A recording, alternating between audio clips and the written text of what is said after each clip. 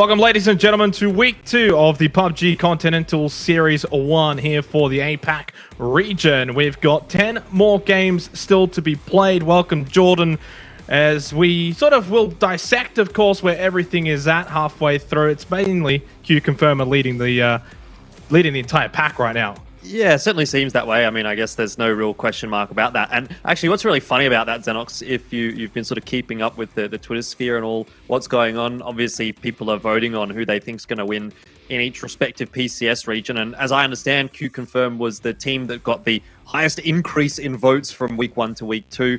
Obviously, people seeing the scoreboard and jumping on with that because they're kind of expecting Q-Confirm to win. And I do have a confession, Xenox. I was one of those people as well. I held off my votes for the week, and after seeing what Q-Confirm did last week, I've given them one of my tickets as well.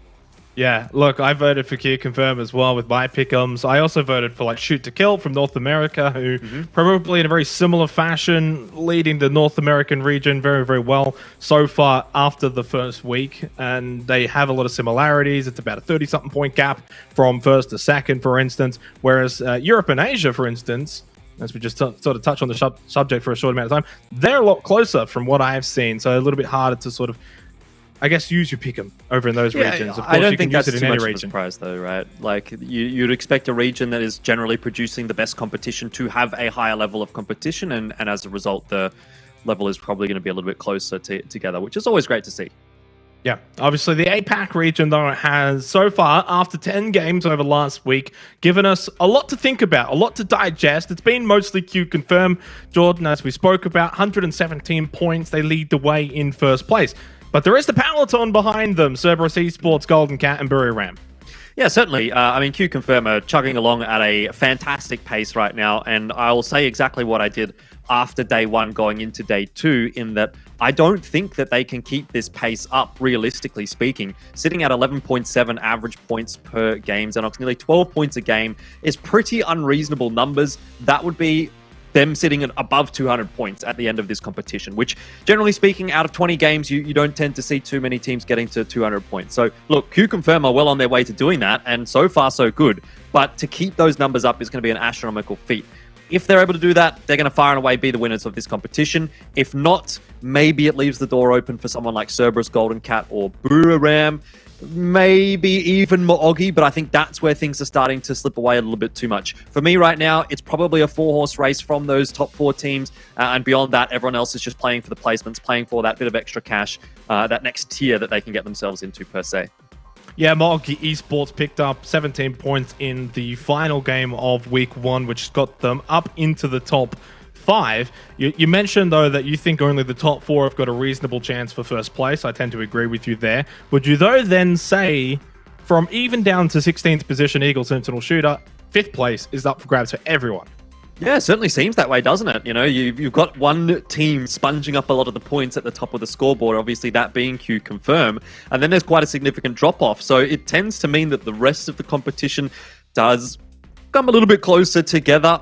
I don't know if we've seen enough, really, from the likes of, for example, as you say, Eagle Sentinel Shooter, for me to believe that they're going to be able to make a bit of a deep run in for something like a 5th place placement. But to be fair, they did perform better on day 2 than what we saw on day 1. So there is that precedent set. They only picked up 11 points on day 1. They got 20 on day 2. They can get 30 here, 40 on day 4, something like that. Maybe we see that sort of trend continue. Then there's an argument to be made. But they're certainly going to have to be peaking here in week 2, as opposed to continuing on the trajectory that we saw from week 1, because those points on the board are just not quite enough to be getting them into that conversation yet. Yeah, bias aside here, Jordan, though, give us your thoughts on the Oceanic teams here coming into the final week. Carnage in 14th position, Astra Fury in 10th and 9th, respectively. Of course, they're sort of part of this equation for the opportunity to still yet finish around that top 5 mark due to the fact that it's so close from 5th to 16th. Where do you see them sort of ending up, I guess, by the end of this second week?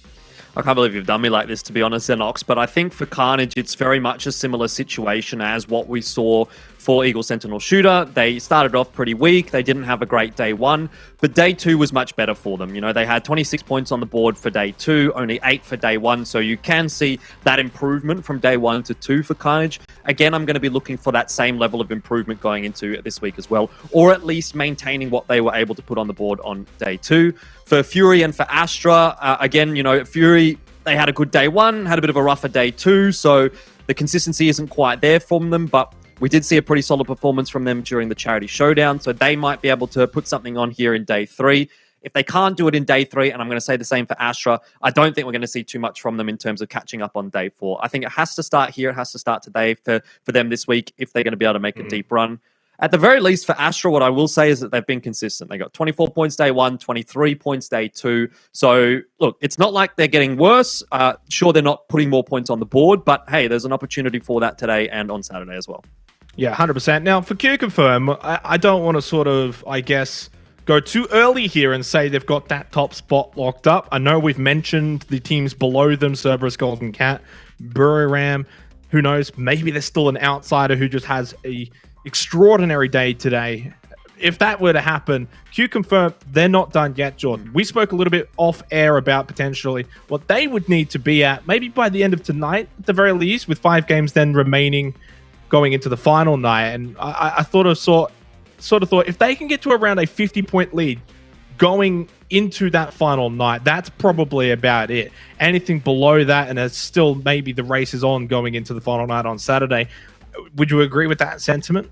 Yeah, look, I'd even think for Q Confirm, if they have kind of an average night tonight, let's say they take the foot off the gas a little bit, they get about 30 points tonight, maybe 40 points tonight, that's going to even still sit them at about 150 points, 160 points, which is generally enough to kind of win a competition like this. So I think, to be honest, I'm going to just give the mark, I'm going to give it 150. If they can get 33 points out of tonight, because they're sitting at 117 right now, Xenox. So if they can get 33 points tonight, I think they'll go on to win the competition on Saturday night, regardless of how poorly or how well they play on day 4. Because, look, I'm not seeing Cerberus get 70 points over the course of these 2 games, particularly when they're trying to close that gap onto a team like Q Confirm. And then for Golden Cat, for Buriram, for Maogi, the situation gets even more difficult. So I think it just requires a decent day today from Q Confirm. It doesn't even need to be in the realms of what they've been putting on day 1 and day 2, where they got 64 and 53 points respectively, Xenox. Like, those are pretty incredible numbers out of a 5-game day. So I just give them half those amount of points, and I think they're probably good.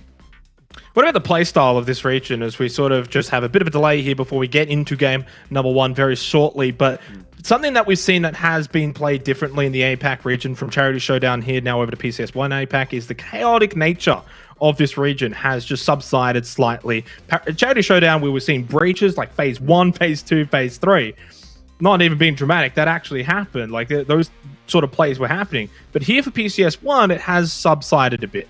Well, there's a bit more on the line, isn't there, Xenox, at least as far as monetary compensation for the teams is concerned. Yes, the total amount for Charity Showdown was the same, but now the teams are thinking perhaps a little bit more selfishly. They're thinking, hey, actually, I have a chance to pick up $80,000 US, $35,000 for second place. So there is quite a significant drop-off between first and second. But as they say, money is the biggest incentive in life, and I guess there is perhaps a reason for that as well. All these teams are going to be hoping to pick up as much cash as they possibly can. And you may be seeing a little bit more of a respect given kind of a play style as a result of that. That aside, it could also just be a case where the meta has slowly started to develop now that we've seen ANZ moving into the SEA region a little bit more. So those teams are getting a bit of a better understanding of how things are going. And similarly, the teams from Thailand, the teams from Vietnam are getting a bit of a better understanding as to how the ANZ teams play and how these sort of lobbies tend to sort of develop and that kind of thing. So I think there's a lot of reasons potentially as to why things have slowed down a little bit here. But I'm not exactly the gospel when it comes to PUBG, Xenox. So those are just my 2 cents. I'm not sure that there's going to be necessarily anyone that agrees or disagrees, but I'm sure there's quite a few theories that can be thrown in there. Yeah, I mean, look, we don't speak for everyone, obviously. At the end of the day, we can only just say sort of what is also kind of on our screens for us, right? Like, the stats that are there, the numbers that are there, the way these teams are playing, that's all we can really discuss. You can go into the world of hypotheticals for years. We can talk about the ifs, ands, or buts, Jordans, for days about like, oh, if this had have happened or this had have happened. At the end of the day, so far, the way that this region is playing out is that it's very much those core teams, the Burirams, the Q Confirms. We've seen it now for 2 tournaments, Jordan. Like, we've got a bit of a sample size here. Not overly large, but it's there. These teams are staying at the top. The Oceanic teams are sort of around the middle of the pack. At times, they look like they can potentially breach into the top 5. We've seen Fury kind of lingering around the top echelons. Astra just below them usually, and then the Feroxes and the Carnage, for instance, they're usually down the bottom. Because it is such a big step up coming from the Oceanic region. You know, you've got teams in OCE, you've got players like Crush, for instance, who, you know, kind of just easy fodder. Then you come over towards Southeast Asia, towards APAC. Look, I just take all the flack these days. First it was Nick, now it's Crush. But you kind of get my picture here. And look, I think this region, I've spoken about it with like Waikakamukau from Fury and a lot of the others, Jordan. Yeah. It sometimes cops a bit of flack when you're comparing against like NA, EU, Asia. Yes, it's not the strongest region, but we've seen a lot of fun. We've seen a lot of good plays. And I'd say the biggest plays of all have come from like Jowman, you know, from Gems, Q Confirm have got some players. They've got some talent. You know, Yoshi Mimburi's not having a great tournament, but the MVP from Thailand, you know, he's got the potential as well to turn things around. Kind of did on that second night for MSC Theraton as well. We kind of started to see him come out of his shell. A lot of it thanks to Rossiter Jr. And fortunately, we can kind of stop talking and get into this game. Bloody casters, goddammit. We're in. Game 1, Jordan, day 3, PCS1 APAC. Let's go. Yeah, it's absolutely what we want to dive into. Enough of the podcast mode. We jump into Miramar, and you can see the points per map there as well on the right-hand side of your screen.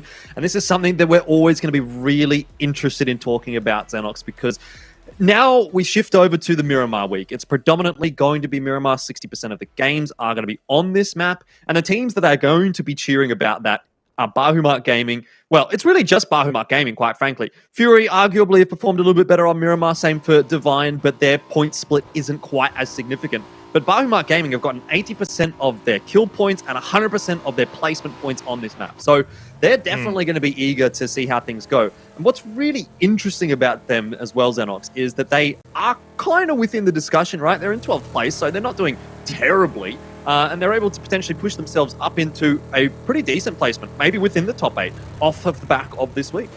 The thing as well is, we probably didn't really speak about it much at lengths in the pre-show, but this is, of course, the Miramar week as well, so there are going to be, you know, 2 extra games of Miramar played this week compared to Erangel. Of course, over in week 1, we had the Erangel games that were, you know, a little bit extra, just 2 extra games. It's not a lot, but we have seen a noticeable difference. You mentioned, you know, certain teams are performing better on the likes of Miramar. Bahumat Gaming, without a shred of doubt, has been performing a lot better on Miramar. So they are, as you say, an interesting candidate to look at here for this week in particular as we have more Miramar games. The damage numbers, though, no surprise, Jordan. Jowman leading the way for Q Confirm and leading the way in general, I believe. Buriram, Cerberus, and then Juxi and Fury. Fury, the fact that they're in 4th position for damage suggests they're doing pretty well in fights. They've just got to now see if they can confirm those kills, get those extra points. Yeah, that's the crazy thing, isn't it? I mean, I guess there is something to be said for taking utility away from your opponents, taking meds and heals and that kind of thing away from them. But you do also need to be confirming those points as well. Actually, interesting thing to touch on here, Xenox, and this is the champion projection. Of course, it's going to have Q Confirm quite handily at the top. 71% chance, and to be honest, I probably agree with that. I think that there's a very high likelihood we will see Q Confirm at the end of this competition, finishing in 1st place. 176 expected points, and that's sort of in line with what I was talking about earlier on during that pre-show, Xenox, where it's almost unbelievable to imagine that they're going to be able to keep up this 11.7 points per game kind of a performance over the course of the next 2 days as well. So this has got them sitting a little bit lower than that, you know, about 8 points, 9 points a game at the end of the competition, but still well ahead of the rest of the competition, regardless of if they were to drop off here in the second week. Of course, one of the most voted teams for the Pick'em Challenges, Q Confirmed. I'm sure there's a lot happy to see that statistic, 71% chance. Could even, quite honestly, be higher, maybe only 1 game more, and that could be the case. I think the thing I love about that statistics is it does take past performances into the result as well, into the calculations. So Buriram technically had the 2nd highest chance, even though they're sitting in 4th right now, behind Golden Cat, behind Cerberus Esports. So I do like the dynamics there, that it's not all just about how these 10 games that have played so far. It will look at things like Charity Showdown as well as a reference point. And, you know, Buriram United is a club, is a team that has been performing very, very well, not just here in PCS1, but, you know, Charity Showdown and all the regional tournaments as well. So that's kind of giving me more of an indication that those statistics are correct. Yeah, it's interesting to sort of theorize. I'm a big fan of like theory crafting and that kind of thing. At the end of the day, though, you do have to look at that kind of a list and say this is not 100% accurate representation of what we're going to get. You know, it is just an expectation. It's a prediction more so than anything else. And it gives you some fun talking points, but you really can't take it as gospel or anything like that. And you can't necessarily use it as analysis per se. It really has to come down to what the teams are doing in the game as opposed to what the data on the spreadsheets say. And I think it's interesting that while we're talking about that, we are watching Fury, because Fury is a team that they had a really good day one, Xenox, and they fell off a little bit on day two. They could have really been at about 60 points, just a bit above 60 points, and they would have been around Maogi's position had they kept up that pace from day one. So looking at these kinds of teams and looking at those kinds of graphics, it's pretty obvious that the potential is there. It's just not necessarily being realized. And I think that's the key takeaway for me, is for a lot of the teams that we're seeing in this competition, MSC is another one that I would throw in the mix there, is that the potential is there. You're being able to see the points on the board here and there, but you're not seeing it consistently enough. As Nordra, I don't know how he's managed to land that, but he's okay. I may just went through a bit tree. Of a tangent, right? But you get what I'm saying. Yeah, no, I 100% get what you're saying. But also, then when you say that, you know, you look at a team like Fury Australia, and I also look at them and say, well, there's no reason they don't come out tonight and they pick up wins. They pick up a high scale amount of points, and potentially by the end of the night, like this is the last chance effort. I think for everyone outside of Buriram, Golden Cat, Cerberus, if you want to make the historic comeback, Jordan, that one last-ditch effort, tonight's got to be that night. Fury is a team that's certainly capable of getting multiple wins on a night. We've seen it time and time again, and they literally just saw it 2 minutes ago. The damage numbers, they are competing as if they're like right behind Q Confirm. It's just the stats, the numbers aren't backing it up.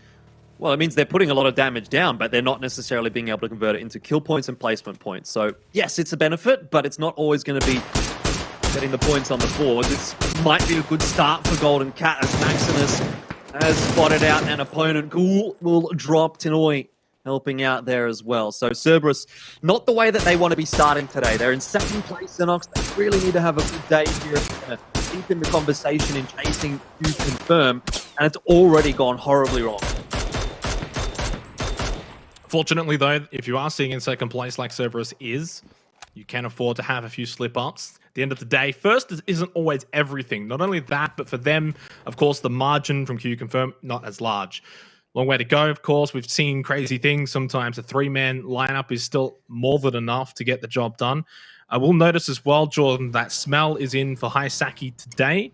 I've seen maybe some of the reasons why. I don't really want to bring it up on the broadcast in case I'm wrong, because I would hate to report wrong information, but I will point out Smell in for Haisaki today, who really has been maybe one, if not the best player for Cerberus so far.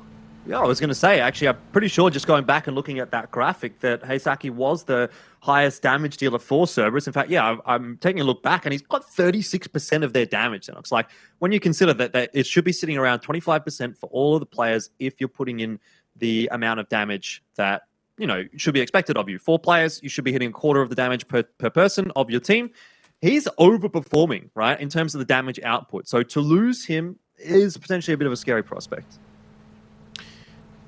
Over to Carnage, who, of course, picked up a win last week, Jordan, much to the surprise as many, but a win is a win, no matter how you get it. They have been definitely a lot better if we take out day one. Everything from day one, they've been actually in the middle of the pack. In fact, for day two alone, if we had just looked at day two, Jordan, they were 8th. So they're in the top 8 in terms of their play style and the way that they're playing, really showing that they can actually mix it here with these big boys, the SCA region, the best teams from APAC, showing that they're not just here to make up the numbers, really. Yeah, and I think that's an important point, right? We sort of had our reservations and our questions after day one as to how Carnage and how VTR would go on day two. And I have to say, I think both teams have kind of turned it around pretty substantially. 26 points on day 2 for Carnage, 24 for VTR. So much better performances on day 2 than on day 1. We see a circle shift that may be favorable actually for the Australian teams. It's incidental that we're talking about Carnage because they're going to have a pretty decent rotate in from the south. There's no one in front of them. You see Astra in the center of the circle, Fury relatively close to the center of the circle as well. and a lot of teams having to come down now from the northern side of the map. They're going to run into each other as well, because rotating through that region of the map does tend to lead you into some corridors. And we might actually see something pretty fantastic out of game one here on Miramar. 9.5 minutes has now elapsed.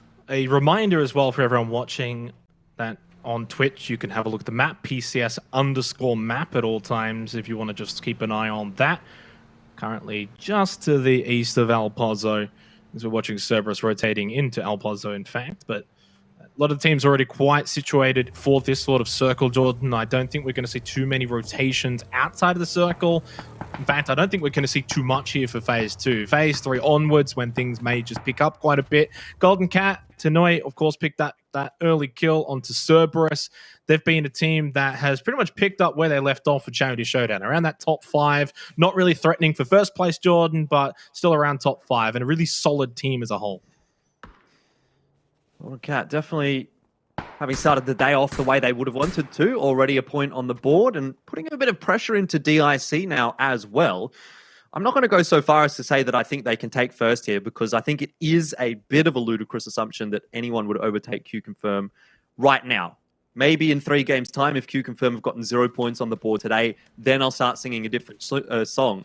But for Golden Cat, I think the aim of the game right now is to take second place and to go into day 4 at least within 30 points of Q-Confirm. At least then maybe we can make an argument that someone might be able to overtake Q-Confirm. So still something to play for Golden Cat, and certainly for Cerberus as well.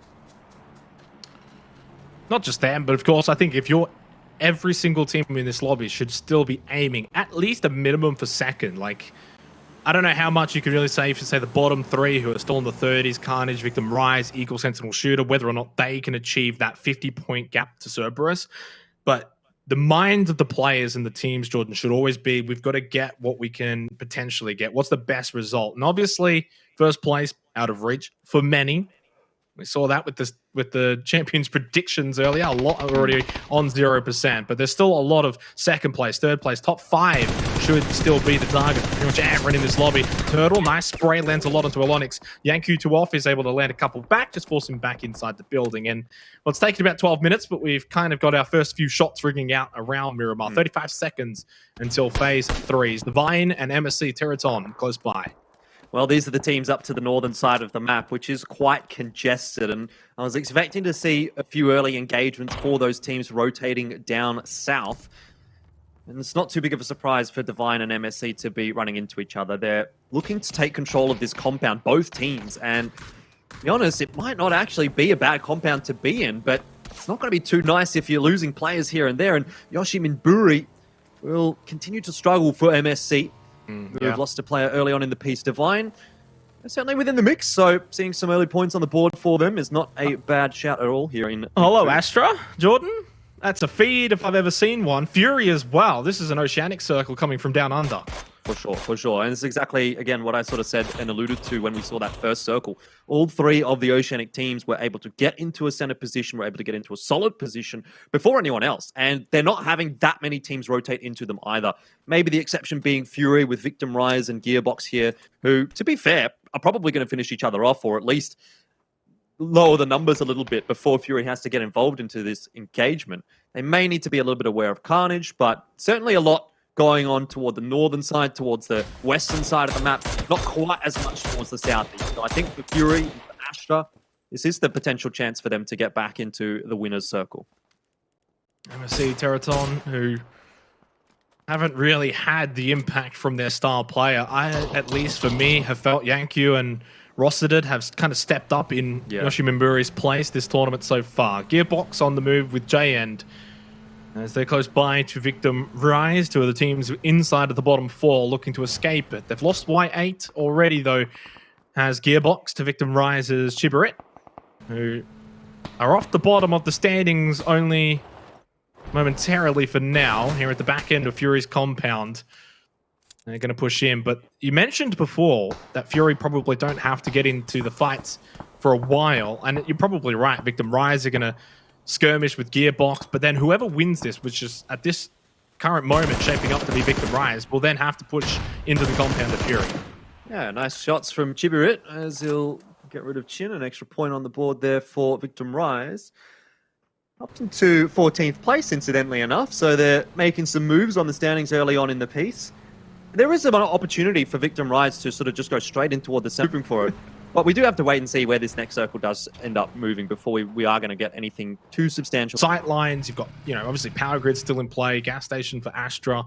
You got some of the crater, edges that are still in. So you've got teams on the vertical levels, right? Some are high, some are low, which is why we're able to fit so many teams into this sort of circle, which now for phase 4 goes right onto that power grid. Now, Astra don't have to move for now, Jordan, but Carnage and Fury, certainly the better position of the 3 Oceanic teams. Astra's not too bad, though, either. Honestly, you gotta say this is good news for Fury, because they had a bit of a rough time with the Miramar circles in the Charity Showdown in particular, with all of them going up towards La Cobb, but now they're getting a bit of a feed here. So important that these Oceanic teams are able to take advantage of the opportunity that has now been presented by the circle shifts. Astra have a lot of teams that they need to gatekeep coming down from the north. I suspect a lot of the points that they can get out of this round in particular, Xenox, should be coming from the kill points. Placement points may be a bit more difficult to come by when they inevitably do have to cross this road. Mogi Esports, Jet's been knocked down from Niku's of Astra. There's a Barado just going backwards randomly with a nade blowing up as well. It's all happening now here for phase 4. Not too much of a surprise. It's been quite going for the first 15 minutes. And from here on out, you expect it to probably be non-stop, at least for the next 10 minutes or so. The kill feed starts to light up. Eagle Sentinel Shooter through entry fragger, able to take out Art God, but it's Monkey Esports who are in a spot of bother right now. Cerberus not looking too good either. Jexy on the top of this hill, spotted by Smelt. Although, I've got to say, Jordan, I'd rather be in Jexy's position. Even though he takes the headshot, he can fall back to safety. Yeah, certainly not ideal from the perspective of Cerberus right now. Not only do they need to go up this massive hill, once they get there, they'll have to deal with Mo'ogi, Eagle Sentinel Shooter, Bahumat Gaming's there as well, and then past that as well is Astra. So it's a bit of a death run really for Cerberus. Same for Divine, same for MSC, who are now being gate-kept as well by Q Confirm. And it's interesting that we haven't really been talking too much about Q Confirm, but they have quietly got themselves into a pretty solid position here. Yes, they're up toward the northern side of the map, Xenox, but once the circle shifts in, they're actually playing on a less populated side of the northern side, and they may actually be able to gatekeep a couple of teams on the way in as well. So Q Confirm, not with a terrible rotation here in my mind. We'll see how it pans out. Buru Ram just down to the south of them. And these two teams up toward the north as well going to be problematic, but Divine and MSC are just not going to get out of here unscathed. So they're going to be wounded teams running on into Q Confirm, and we know how much Q Confirm likes to capitalize on that. There's about 6 teams just counted north of Astra's current position. They're going to be swarmed very soon, but as you mentioned, Divine, MSC, they'll slaughter each other, but then whoever even comes out on top, if anyone really does, the blue there as well, might take him out for them, isn't really going to get very far. Mogi Esports, they did get the revival to Jet, who was knocked down earlier. Nice headshot spray from Jet, unable to land anymore. Onto Subang from Cerberus, moving forward towards the rest of his team. Basil and Smell, another shot landed from Jet, but still not enough to get the knockdown. First aid kit, a nade from Noctan could be disastrous for Cerberus if it can land. He's got to prime this one perfectly down into a bowl towards Basil. Too far! He bounced it onto Basil and it's bounced away from him. Another one in hand for Noctan. It really should be getting at least one here in terms of a knockdown and unable to find any. Yeah, even a molly would have been nice, actually. It would have landed right on top of Basil. But either way, it's going to be Divine, it's going to be Eagle, Sentinel Shooter, and MSC that are all getting into those engagements. And for none of those teams is this a good situation to find yourself in, quite frankly, Xenox. Circle Shift does go north, and that's another big hard feed for Astra. Now, they might not have to move. And actually, not only do they now have the opportunity to get those kill points, but the placement points are even more on them. Yeah, 100%. That's a feed for not just Astra, but also Mo'ogi in a pretty good spot, considering they've only got the 3 players alive. They will have to still deal with Cerberus, though, just below them. But of course, those teams on the south side of this road now have got a lot of decision-making to do. Q Confirm just down to their star man and Jao man, as they're not looking like they're going to pick up any points in this game, Jordan. 117 points is what they started tonight on. It could be what they end game 1 on as well. Vandal spotted, but it's only a flashbang from Jao man. Has one Molotov, but no frag grenade as Eagle Sentinel Shooter, all 4 members right in front of him. He's got a decision, though, if he wants to just try and avoid them for as long as possible, move forward, or he could, of course, try to push in from behind with the blue, keep putting pressure on. Eagle Sentinel Shooter did a good job of clearing out a lot of the teams in this north section. They're actually off the bottom of the standings now as well because of that, Jordan. So they played this well. 5 kills already at the moment. They might just get one more. Jiaoman, I guess he is still a dangerous prospect for them. This is kind of why. He's pretty sharp. Putting some bullets into Man, who is proning just below that ridge. Molly's going to be thrown in as well. Doesn't look like it's connected onto Man. Eagle Sentinel Shooter, though, having a much better performance here in Game 1 of Day 3 than what we saw from them earlier on in this competition. And to see Q Confirm struggling is great news, not only for the viewers, but for everyone else that's playing in this map right now. Yeah. This gives the opportunity to other teams to catch up, to bridge that gap. And from a viewing perspective, keeps things closer towards the top end of things, which is always what we're looking for going into the final day. Well, I mean, for how many people that voted for Q Confirm, though, I'm not sure if they're going to want this to be close. They're probably sweating just that little bit for those who maybe only had one coupon and said, okay, I'm going to put it on Q Confirm. We've seen horror stories in PUBG before, Jordan. It wouldn't be impossible. Jamman doing a good job, though, of just playing safe, staying alive, making sure to maybe, just maybe, he finds a kill or two and potentially even some placement points. You know, 3-4 points goes a long, long way in the grand scheme of things for a team that's right now averaging over 10 points a game. That little margin of victory, 3-4 points, just adds to that lead for teams like Cerberus, who aren't going to get matched from this game. Yeah, I mean, it just keeps that average ticking over. And I talked a lot about the averages on day 1, where they had that 16th place game that was really dragging a lot of the averages down for Q Confirm. But it's the difference between having that 16th place game with 0.0 kills and maybe having an 8th place and a couple of kills here or there. It's just it just keeps it ticking over nicely, and you sort of feel like you're still getting something out of all of these games. Have a look at the circle shift, and it's a pretty risky one, isn't it? It's a dangerous one, keeping a bit of a half situation with that road cutting 2 sides in half. It's not ideal for Astra again in terms of winning this game, but they're still in a pretty good spot.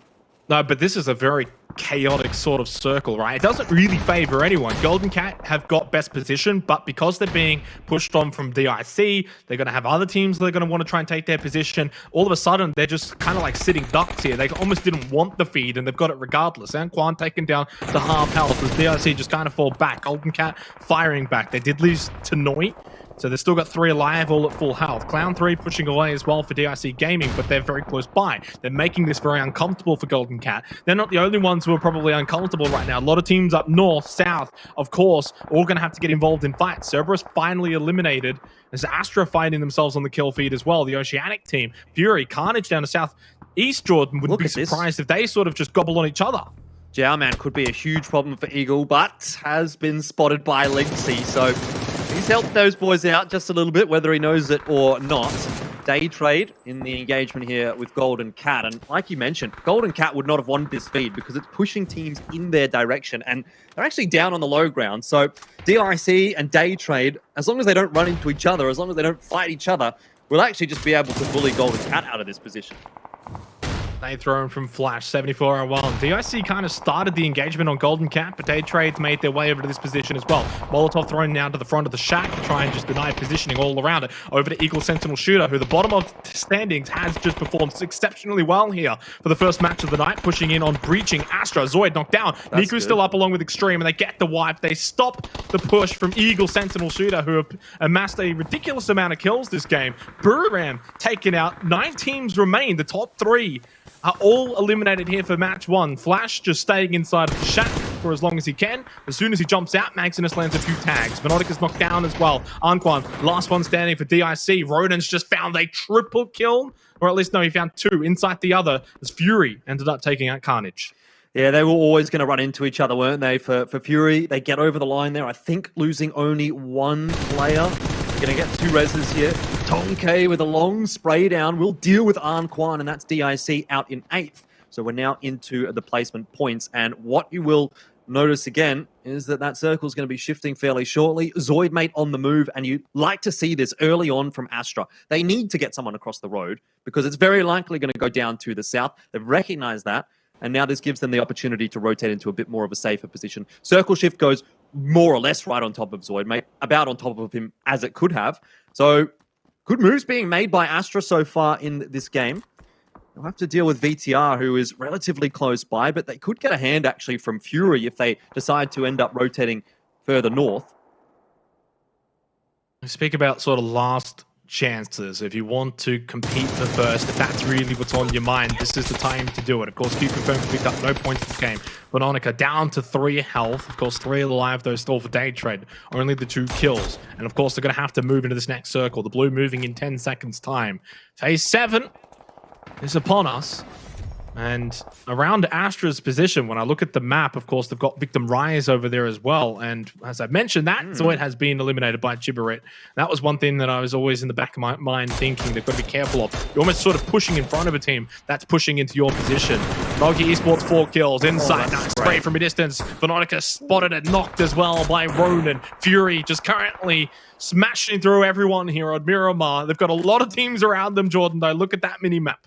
Yeah, but they're kind of slapping at the moment. This is almost vintage from Fury on Miramar. If we go back to some of the previous seasons, of PCS of Pro Circuit in ANZ, where they really just ran away with games on this map. And it was that call from Incognito that was able to do it. So the precedent is there, Xenox, that this is possible for Fury to just frag out and win all of these Angels. Need to be careful, though, that they don't get shot in the back by this Gearbox player who has been behind them for quite a long time, and he could be the one problem. He's not the only one. There's so many teams around them. Oggy, Flash, the solo for day trade. Of course, Theodora as well from Gearbox, like you mentioned. Noctan surely lands those shots, and he does in the end on Insight. Spray back. Waike Kamukau lands a tag. Forces Noctan to just rethink his position for the time as Ronan will finish off Theodora. That was the solo for Gearbox. At least puts now Fury into a top 5 position. They've got a lot to deal with. Flash helps Fury out. Nice knockdown onto top 1 Sever. And can he find any more? Jets on the other ridgeline, has to reload the barrel. Only 11. 5 bullets. No bullets! Oh, He's done it at the last second. Should have just thrown the pan at him to finish it off in style. Flash will take out Jet from Maogi Esports, who I believe may just be down to Noctan.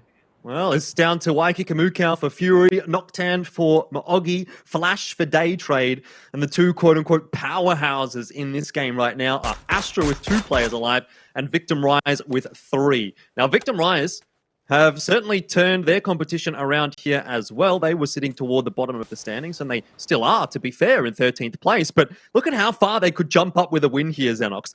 44 points for 12th. 46 for 11th, 55 for 10th. They could theoretically get all the way up to potentially 9th, 8th. If they get a good win on the board here. I'm not sure whether the placement points are taken into account already on the ranking, so maybe I've overshot the mark a little bit, but they certainly can get up to at least 11th. Pushing over towards Astra's position. Victim Rise will have the high ground. They'll be favored in this fight, and it's only 2 members for Astra. Not sure exactly how they're going to be able to win this. They're falling down, but that's not what you really want to do. All you've done is give that high ground. Look at it from Chibaret. Extreme with the knockdown, gets 1, but still 2 more to deal with. Left side, right side, he can't get any. It's good night for Astra. Top 5 at least in this game, and showing signs of potentially what they may be able to bring here for day 3, match 1. And we've set the tone. Waike Kamukau, Flash, Noctan, and Victim Rise. You mentioned where Victim Rise may be able to rise up to on the standings. I suspect from here they should go on and get the win. This would be a little bit unfair if Flash is the one to take out Waike Kamukau since he helped Fury so much. Now he comes back to reclaim the invoices, takes out Waike Kamukau, says, all right, helped you before, but this time I want top 3. 2 solos and the trio for Victim Rise, and the team that was second last, if I remember correctly, coming into this game, Jordan, on the verge of picking up their first win of PCS 1 APAC. Well, if Nocturne is not checked properly, that could well still come unstuck. He's in a pretty interesting position. It almost feels like a one-and-done kind of position, but he may open the door for Flash. You know, if he gets a knock here onto Seymour or onto Chibaret, Flash dives in at the right time. It could end up being a 2-on-1 for him. Victim Rise, I will agree, should still win the game from here, but there's so much that can go wrong in very quick amounts of time in a game like PUBG, so can't really afford to count our chickens before they hatch. The 2 minutes, 15 seconds, and what is a game that has now very much gone the distance. It started off slow, first 15 minutes, not too much, but I did sort of predict that it would pick up the pace, and well, that was not a lie. It definitely gave us everything. But Flash, Noctan have been sort of both very solid as solos here towards the end, finding kills. You know, we saw earlier on Noctan able to stay alive when the rest of his team was, I think, actually taken out by Flash. It was, yeah. Flash is the one who, of course, ripped apart most of Mogi Esports. Noctan hasn't really moved. Victim Rise, I think, are playing this pretty well. Chibarit's just that anchor, making sure no one's flanking around the right-hand side or north side, depending on where you're looking. As then Samoy and his partner push up towards Flash and towards Noctan. I wonder if they just maybe die to the blue here. Noctan spotted. Take the first shots onto Samoy. And, of course, high ground advantage always going to prevail. Flash, well, he spots ahead. Not much he can really do from there. And Victor Rise, well, they scalp all of the kills in the end. 12 of them, in fact. They cleaned up nicely. 22 points for match 1 of the night. Yeah, that's a big game from Victim Rise. They started in 15th place, and now they'll move up to 11th at least. When you consider their next best game was a 3rd place with 6 kills, this is a good start to week 2 for Victim Rise. 22 points out of that one, but look, Fury will be quite happy there as well. They got 4th, they got a lot of kills, bit of aim prac in there as well, so warming up early in the day. 12 points, definitely a good start. Day Trade and Mogi also keeping themselves in that conversation. All the way down to, I'd say, Astra, Eagle Sentinel Shooter, Buriram, probably the ones that are the first to be kind of disappointed about how things have turned out there. Q Confirm, though, is the big storyline out of Game 1, Xenox. They get 0 points out of that one, and that means that the gap is going to start to close. Yeah, but it wasn't really anyone from 2nd, 3rd, and 4th that punished them for this game. Cerberus only 1 point, Buriram, Golden Cat only 4 points each. That's not much. You know, if we had have just seen Buriram, Golden Cat, if they had been the ones to pick up 22 points this game, Jordan, the gap would have just completely evaporated in one game. But it does go to show that, of course, we've still got, you know, plenty of games still to play. 9 more, in fact. That Q Confirm's lead is not safe. It is not going to be an easy win from here for them. They cannot have many more games where they get 0 points. Otherwise, yes, that gap will start to shrink. Damage of the top 5 from match number 1. Of course, not too much of a surprise to see the 2 members from Astra involved there, Nikus and Extreme. Chibarit, though, from Victor Rise, 937 damage. That's a very solid effort for his team. And Vandal 9, credit equal, Sentinel Shooter. They had an amazing game too, Jordan. This was sort of the match for the teams down the bottom to sort of prove to everyone, hey, we're not down and out just yet. Well, I think that's really cool as well to see, because it's sort of what started on day 2. We've seen a bit of a shift in momentum where day 1 was by and large not very good for the teams down toward the bottom end of the standings. But day 2 was a little bit better, and day 3 seems to be shaping up that way as well, where they're now no longer the teams that are sort of necessarily towards the bottom end of the standings. They're starting to push the issue in towards the middle of the pack. And I wonder if we're going to get to see something a little bit more interesting than we might have anticipated, with Q Confirm just running away with the competition here in day 3. Hasn't been the start for them that they would have wanted, but still 4 more games to go, and really anything can happen. Yeah, certainly anything can happen from here. Potentially a story brewing if Q Confirm get off to another false start in match 2, which will, of course, be on the other side of the break.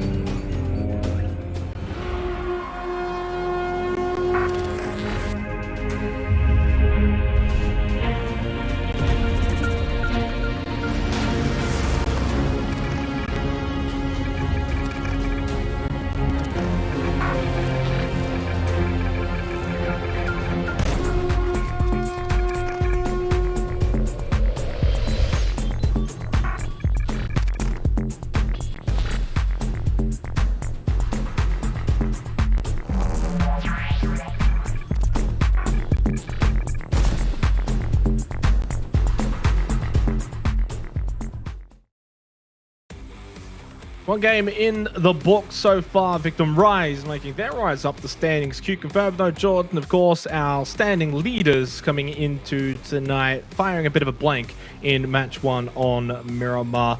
As we go, of course, into Miramar game number 2 very, very shortly. Looking at what we just saw, very much the teams down the bottom getting involved and making an impact to start day 3. Yeah, definitely. And to touch on Q Confirm, that's dropped their average points per game to 10.6 Enoch. So theoretically, they're still on track to get above 200 points out of this competition. But as the predictions would show us when we went into that first game of Miramar, things aren't necessarily as easy as the data that's right in here in the spreadsheet. You can't expect those guys to be keeping that kind of a pace up over the course of 4 days of competition, 20 games.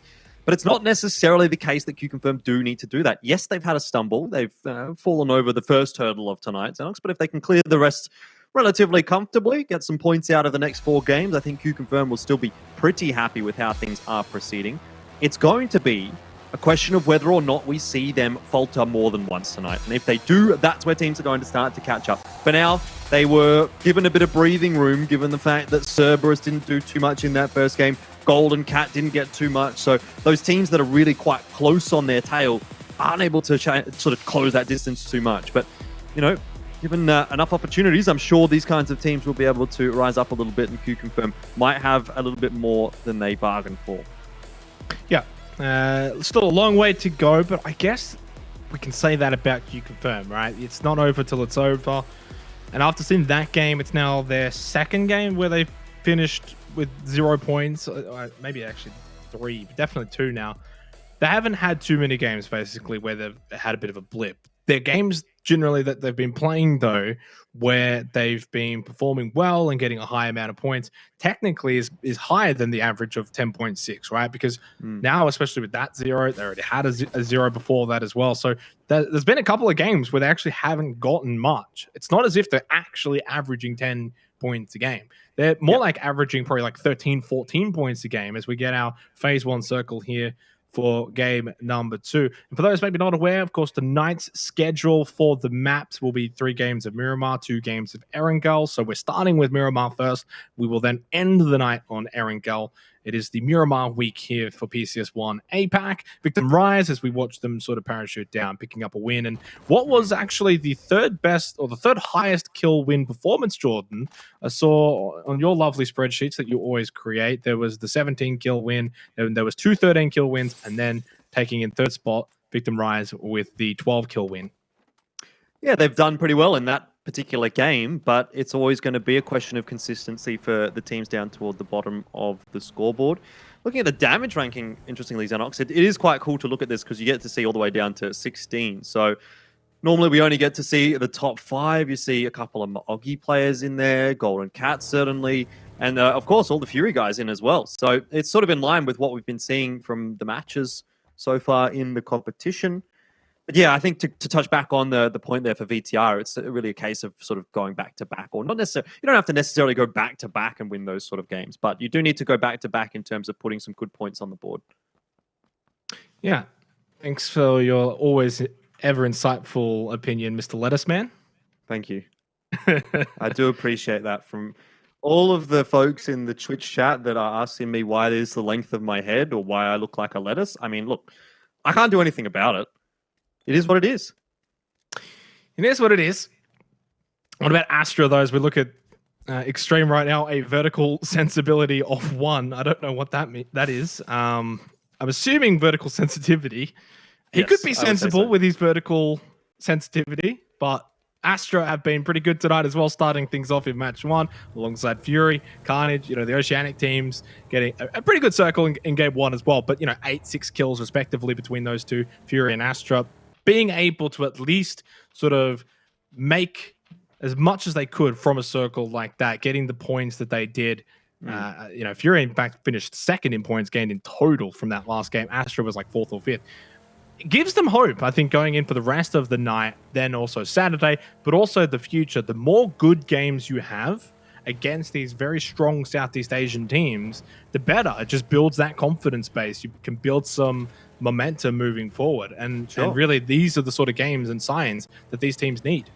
And it also puts Fury and Astra back into the top 10. They were outside of the top 10 going into this week, but already starting things off pretty well. Fury up to 61, and that's pretty much within striking distance of everyone apart from Q Confirm at the moment. So who knows where they can go from here. Now, admittedly, I do just want to touch on the circle because we haven't really spoken about that just yet. It's gone very far out to the west, so this isn't going to be as easy of a game for the likes of Astra and Fury, and certainly not for VTR. Victim Rise, who won the first game of tonight, have probably got the longest rotate.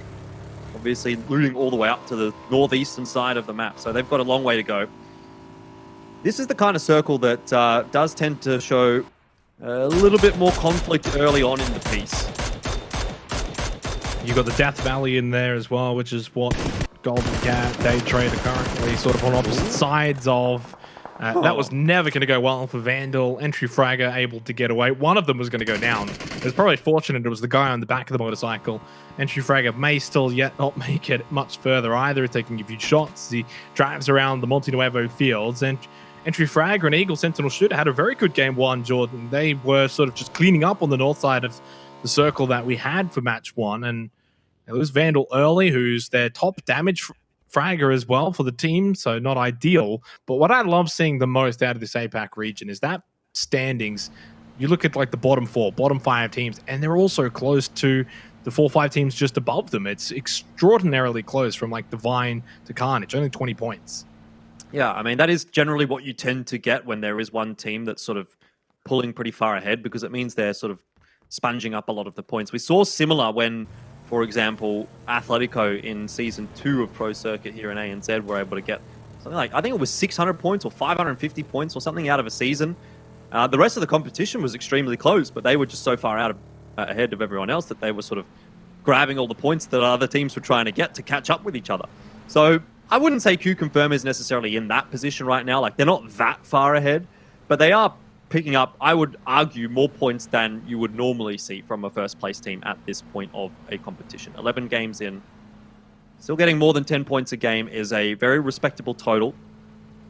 Cerberus Esports are the ones that are closest on their heels. 84 for Cerberus. So to be fair, Cerberus, like, normally you would put 84 points after 10 games or 11 games, and you'd think, that's pretty good. Like, we're in a position to probably win this competition. And now you start to think, well, I mean, I guess, arguably, yes, they are, but it's a bit of a trek for them to overtake Q Confirm.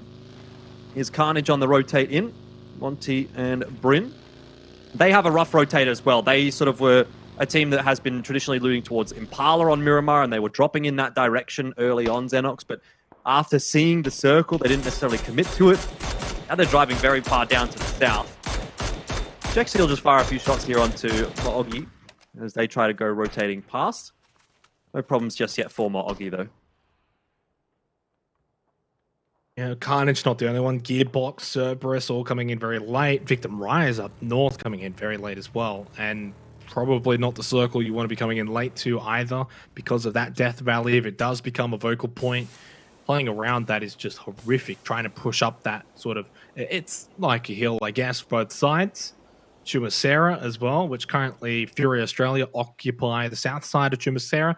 Very good position to hold probably right now with this sort of circle. But then in saying that, you know, what have we got? 1 minute and 5 seconds till phase 2. Could very well go up north to something like Monte Nuevo, which then sort of changes the dynamics of this game from something like Death Valley over to a city game, which then you can have a whole bunch of teams going inside of Monte Nuevo. Then maybe it goes to the fields where you kind of can't have any teams. And it's that mad dash scramble of teams trying to make their way out of a city. Chumacera still obviously, you know, in play as well. Lots to be done. The thing that we do know, Jordan, is we can't go really that much further out to the west because of that mountain pass, which kind of acts as water to the game. The game's mind, it's water. And I don't sense we're going to go down to something like Valle del Mar. So a lot of teams have congregated towards the center point here for phase 1, hoping that this is going to be relatively central for phase 2. 20 seconds, we'll find out. Carnage now rotate past Gearbox's chin. We can only fire a few shots. Those are going to be very ambitious shots as well. 10 seconds till phase 2. The issue here, though, for Carnage is that this is going to screw their rotate a little bit further. Look at the map right now. They're going to have to go down south. You know, they're probably not going to go all the way down to Los Higos, but it's just going to mean that, this rotate gets even tougher. As you see now, the circle goes back up to the north. more or less expected, Xenox. You know, we weren't expecting to go too far down south, but Carnage are going to spend 90% of this game rotating. Same for Cerberus Esports, admittedly, who are also even further actually out than Carnage are at the moment.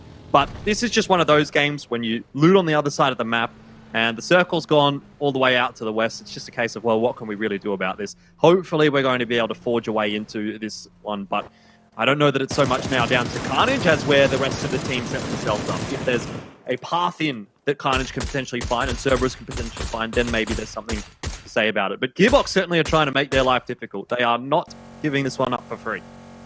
Well, potentially what could end up being, and I say could, a blessing in disguise for not just Carnage, but also Cerberus Esports, these long rotates going into the blue.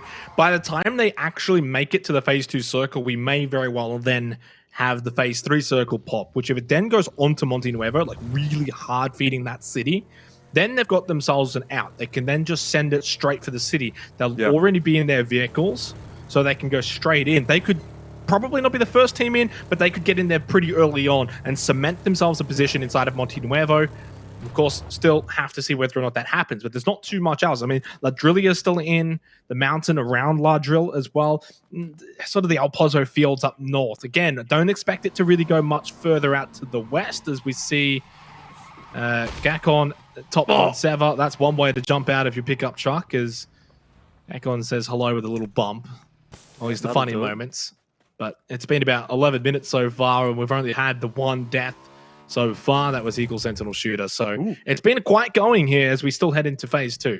Well, that car's not going to be going too much further for Canaxi, so you'll need to pick up, or perhaps they're just going to set up shop here. Buriram are in the circle down the south at the moment. I do like the position for them, though, if the circle does sort of shift back down to the south. There's a crate to take a look at. Up near El Pozo. I'm not sure that any team's going to be running toward that one, to be quite honest.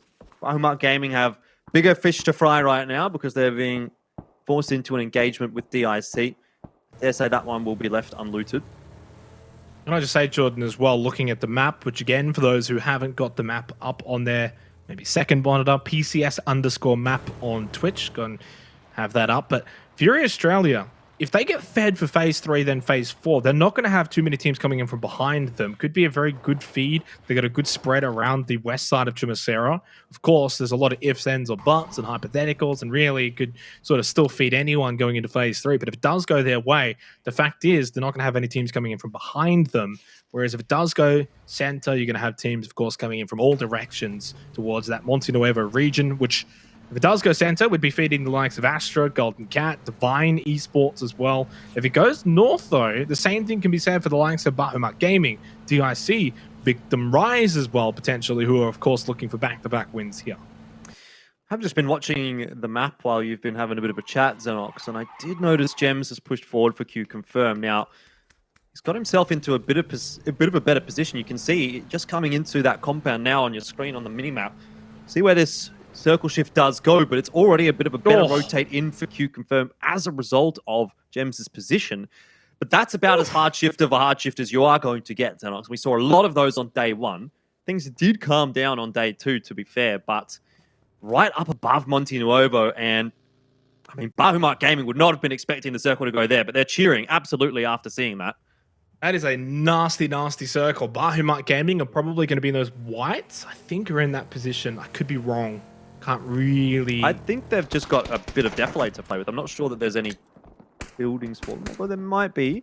I'm pretty sure it's like the double whites and they've got the defilade behind it. I might be thinking of the wrong location, though, but regardless, they are going to be in that circle. Still, there's going to be a lot of teams now on the move. Most of the teams coming from the south. When I mentioned before sort of the hypotheticals, the north side only had about 2-3 teams. So now that we feed north for Phase 3, a lot of teams on the rotate, which means we're probably going to see a lot of fights. That kill feed most likely going to light up early here in Phase 3, unlike Match 1, which kind of waited till about Phase 4. Nice nade from Levi's, gets knocked down at the top one, Seva. They'll flush him out. They'll get that elimination, and Mulkey Esports are going to be down a player for the remainder of this one. Fury on the rotation. Matey from Day Trade lands a few shots. Roden starts to spin out. You don't want to be spinning out in the middle of the road there. And Jukesie's got Wacky Kamukau with him as well in that vehicle. Fury now into the Phase 3 circle, going past Golden Cat. I don't know how easy this one's going to be for Fury. They may actually elect to just pull up here. Jukesy certainly has. Astra, having lost a player, they're in an engagement with Q Confirm, and that's not going to be an easy one at all. Svit hanging onto the grenade. You can see as he charges forward, cooking it, looking to finish this off. I think that's gone a little too deep. Bounces off the vehicle, off the hood of the car. But, oh dear, Extreme. He's copped another one. Jowman finds that kill for Q Confirm. And it seems Astra are in a bit of a sticky spot. Oh, I think they're in an enormously difficult position. They're sticky. They're sitting dead deep into the middle of a swamp. Q Confirm may elect to back off here if they feel like they're going to put themselves too much out into the open. But Q Confirm, this fight in particular is happening out to the east of Monte Nuevo. Most teams have already gone sort of trying to go past Monte Nuevo, or they're out to the west side of it, for instance. So there's not too many eyes in this location to help Astra out. Bryn, is he about to get run over by Subang? He is. Basil did get knocked out. It's a one-to-one trade between Bryn and Basil. Rain gets knocked out as well. He got two of them. Oh, Subang just goes bang-bang. B2 with a knockdown, though. Does get the elimination onto Subang. Stops the run of Cerberus momentarily. He is the last one standing for Carnage. And what was... Oh, well, now Ghoul's going to go for it as well, isn't he? He's going to try and run both B2 and Rain over. Looking for revenge as we go now in 5 seconds' time to phase 4. Oh no! Oh no, it's happened again. He got the knockdown onto B2. It's now still only Rain up, I believe. He's the one who got revived. In a 1-versus-1 against Ghoul. Nade in hand for Rain and Carnage. Their lives are on the line here. Can he get the revival to Bryn if he can? Nade lands onto Ghoul. Behind the bug, he goes prone. Second one's in a really good spot. Ghoul doesn't realize he doesn't react in time at all. Rain will finish him off, but he does lose Bryn. 3 kills for Carnage in what was a very much comedic exchange between Carnage and Cerberus. A cluster of fun is the way that I like to describe that one, Xenox. A lot of laughing going on from Cerberus, I'm sure, but he who laughs last laughs loudest, and it is Carnage that does outlast Cerberus. End of the day, those points are not enough for Cerberus to continue closing the gap onto Q Confirm, who do seem to have a decent game on their hands right now. God Meow has just absolutely booked it right into that fence and has to pull up, but MC watching and waiting for him to come around the corner will put a quick end to his life. What a crazy passage of play. And poor old Rain here is even being camped now by Nordra. Oh, poor old Rain. It's also poor old Buriram. Nordra is the last one alive. And we speak about the teams that are able to sort of catch up to Q Confirm. While Buriram, Cerberus, both haven't shown up at all today. Rain into the pickup, just trying to make his way forward. Not inside of the blue, but Nordra is.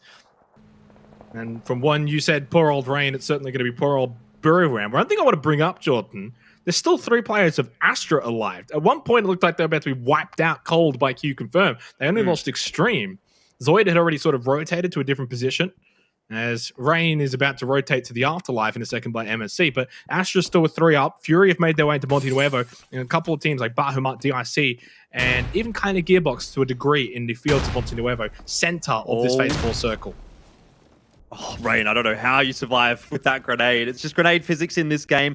Molly, though, is going to spread right on top of him, and he's under pressure. Yanku will finish it for MSC. Carnage getting a few points on the board in that one, actually, considering they did manage to get rid of the majority of Cerberus. So it's a game where at least they don't go out with nothing. Nordra, however, is going to suffer much the same fate, it seems, because he is out in the middle of nowhere, and Golden Cat have a bead on his position. I dare say he won't be surviving too long.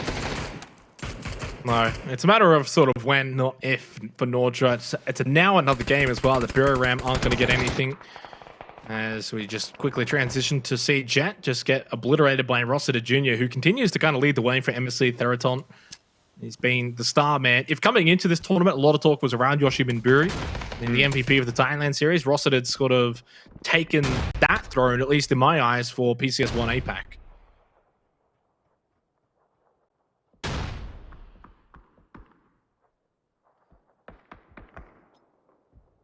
Not sure how Nordra is still alive, but it seems that Golden Cat aren't too eager to leave their compound. May well have to. 22 seconds left here for Phase 4. Finally, Nordra is going to fall. That's to Yanku, though, from MSC. We seem to be having a bit of a better game here. But where does the circle shift go? This is going to dictate who's going to be the winners and the losers.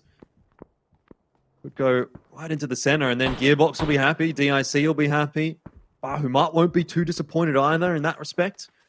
A little bit over to the east, though. That keeps Astra in. They won't have to move, and now they actually have a pretty good spot to play with. A lot of defilade for them. Q confirm with Gems as well.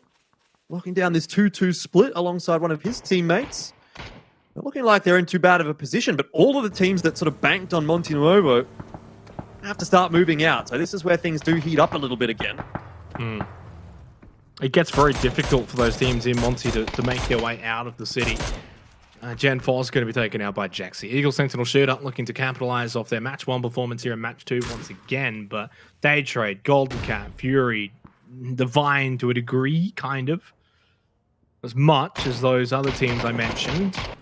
Pushing out of Monte Nuevo. Certainly going to be the hardest for Golden Cat and Day Trade. The Golden Cat sitting in 3rd place right now. Brew Ram below them by 1 point, eliminated. Cerberus above them by 5 points, eliminated. You know, they're kind of just staying alive here to try and get into that 2nd place. Bahamut's going to be breached by Victim Rise. Our winners from match 1 now making the move onto the compound of Bahamut Gaming, who didn't really live up to their Miramar standards in match 1, looking to change sort of the tune here in match 2.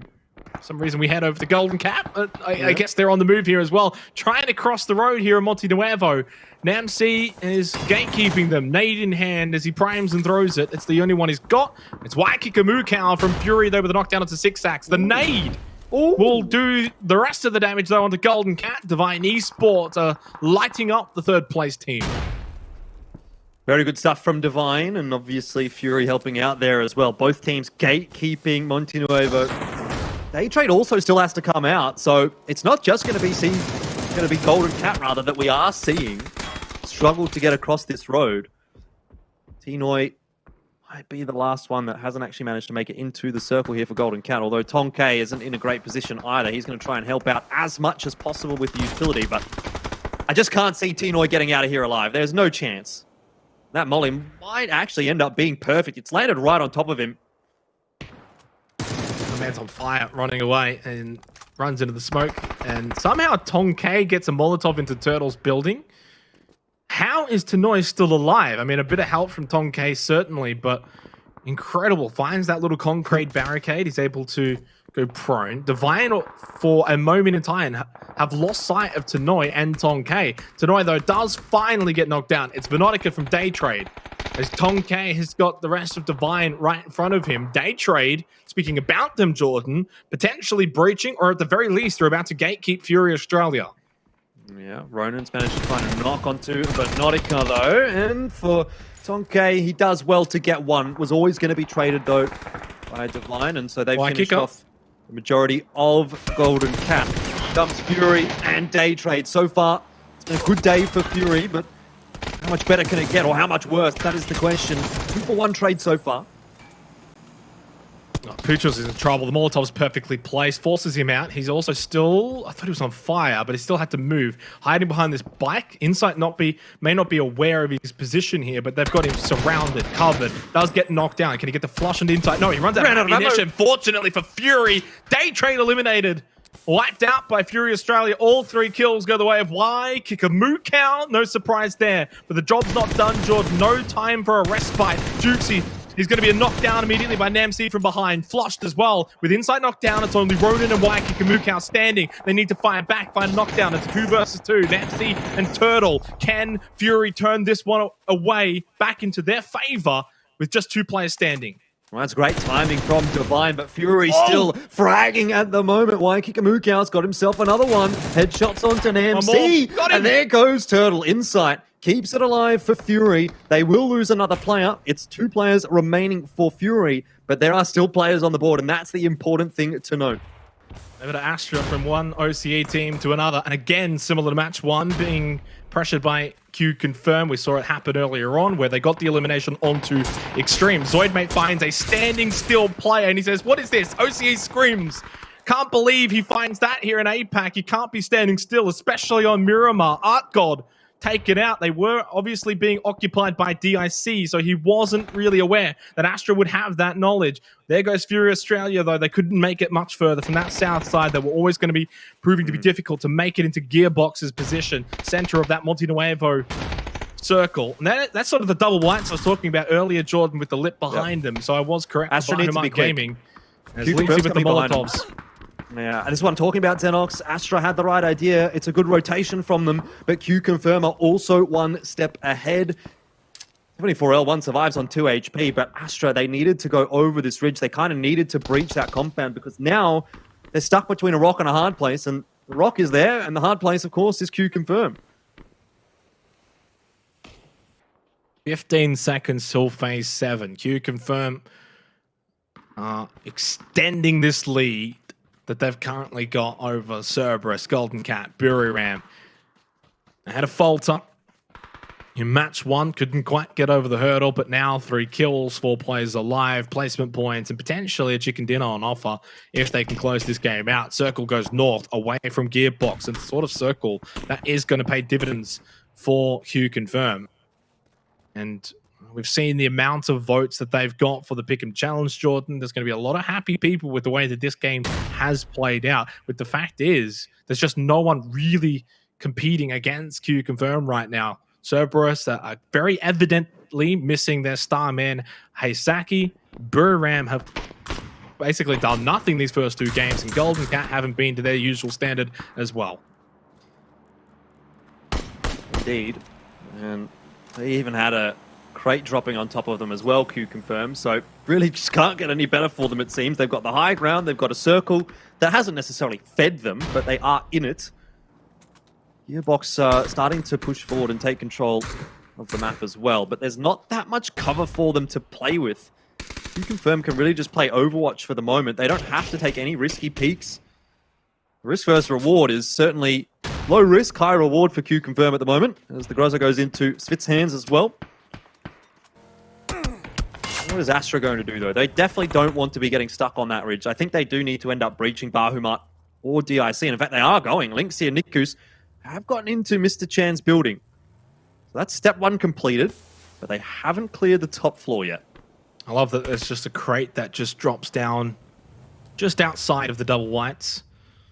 Mentioned they're inside of Mr. Chan's building. Well, now it's Astra's building. They've taken it. They've claimed it. Yankee thinking about checking out that crate could be risky, but then level 3 helmet, level 3 vest could be the difference maker in what could be an upcoming fight. MSC have kind of got it surrounded. The south side of these whites surrounded in MSC's favor. QC, you can see them on the ridge line just further north. 19 seconds till phase 8, which isn't going to shrink too much, but would have to go north to really suit these teams. If it does go south, Gearbox could be in pole position.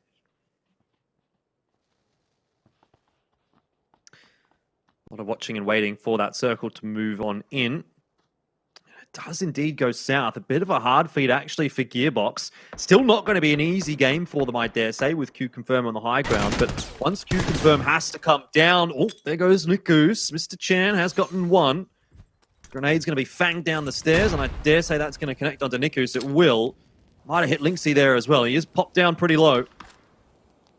So another point on the board for Bahamut Gaming. Still, this game leaving a bit to be desired compared to their earlier performances on Miramar, but 5 kills and outworth a 6th placement. You can still get much better from this, to be honest, and it's not a terrible game.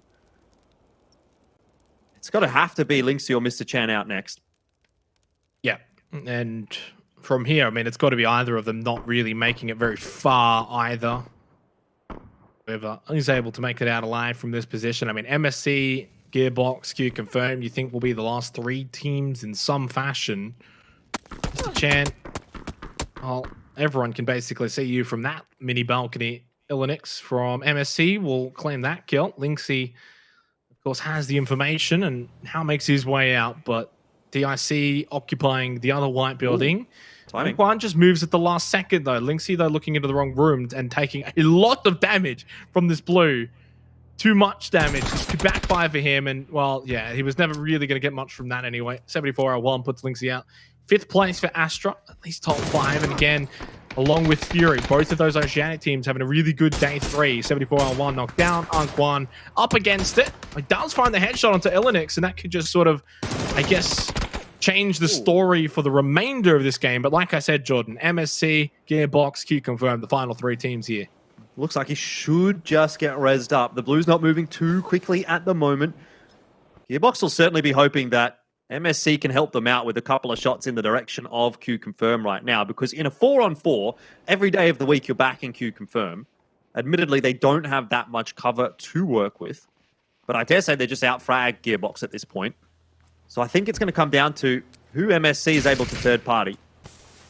Maybe MSC can still win from here. I mean, they do still have 3 players alive. They've got 1/2 of the circle to themselves, and they're not in as close proximity to either of these teams as what the other 2 are. So should be Gearbox and Q Confirmed to get into a bit of an engagement first. MSC are copping some bullets though, but man, once these smokes run out, we're going to see some fireworks.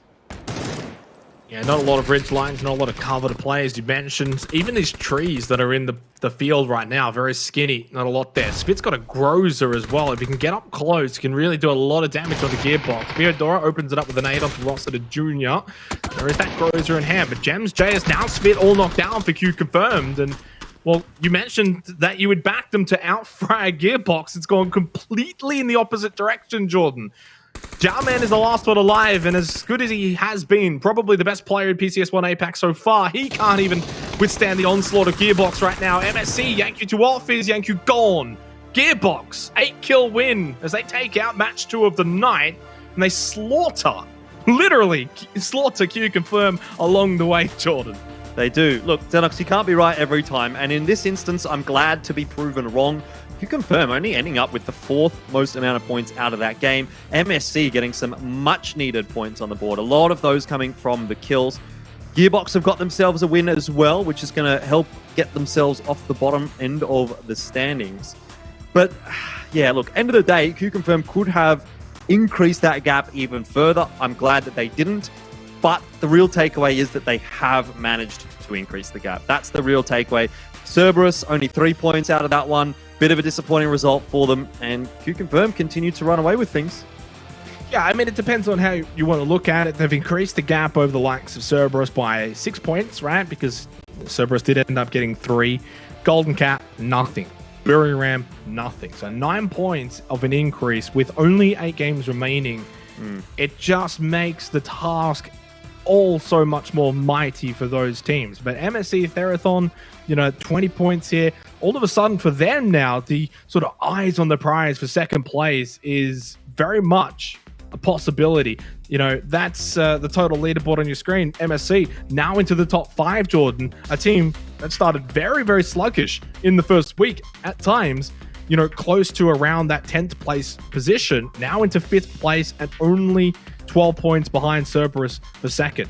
Yeah, I mean, if you're looking at 5th place to 4th place, it is 6 points that is the difference between MSC and Buriram. And those 6 points is a difference of $5,000 US. And then from 4th to 3rd, it's 1 point, which is another $5,000 US. So there's 7 points separating 10 grand. And I guess even further on, only 5 points above Golden Cat is Cerberus. So it's really tight towards the top end of things, obviously with the exception of Q Confirm running away. But there's a lot of money on the line in the 2nd, 3rd, 4th, and 5th different placings. And there's not a whole lot of difference between the scores. So I think in terms of the outlook, in terms of the goal for the majority of these teams, it's going to have to be, let's get into 2nd place. Let's get that $35,000 US and worry about 1st after that.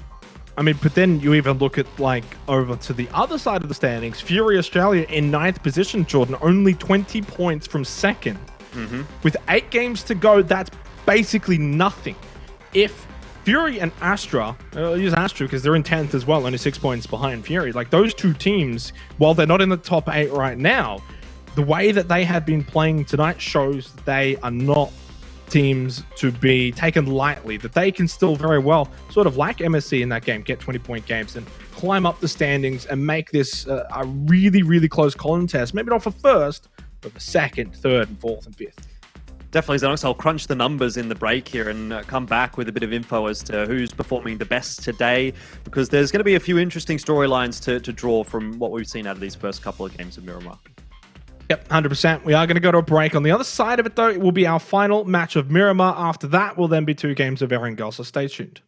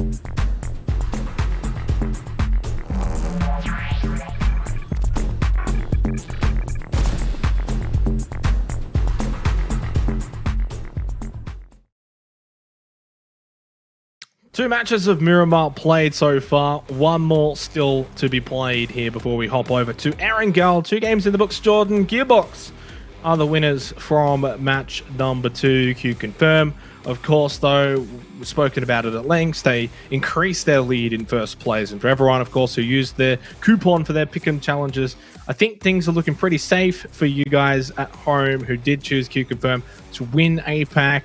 With only 8 games remaining, Jordan, something crazy would have to happen to sort of knock them off the throne.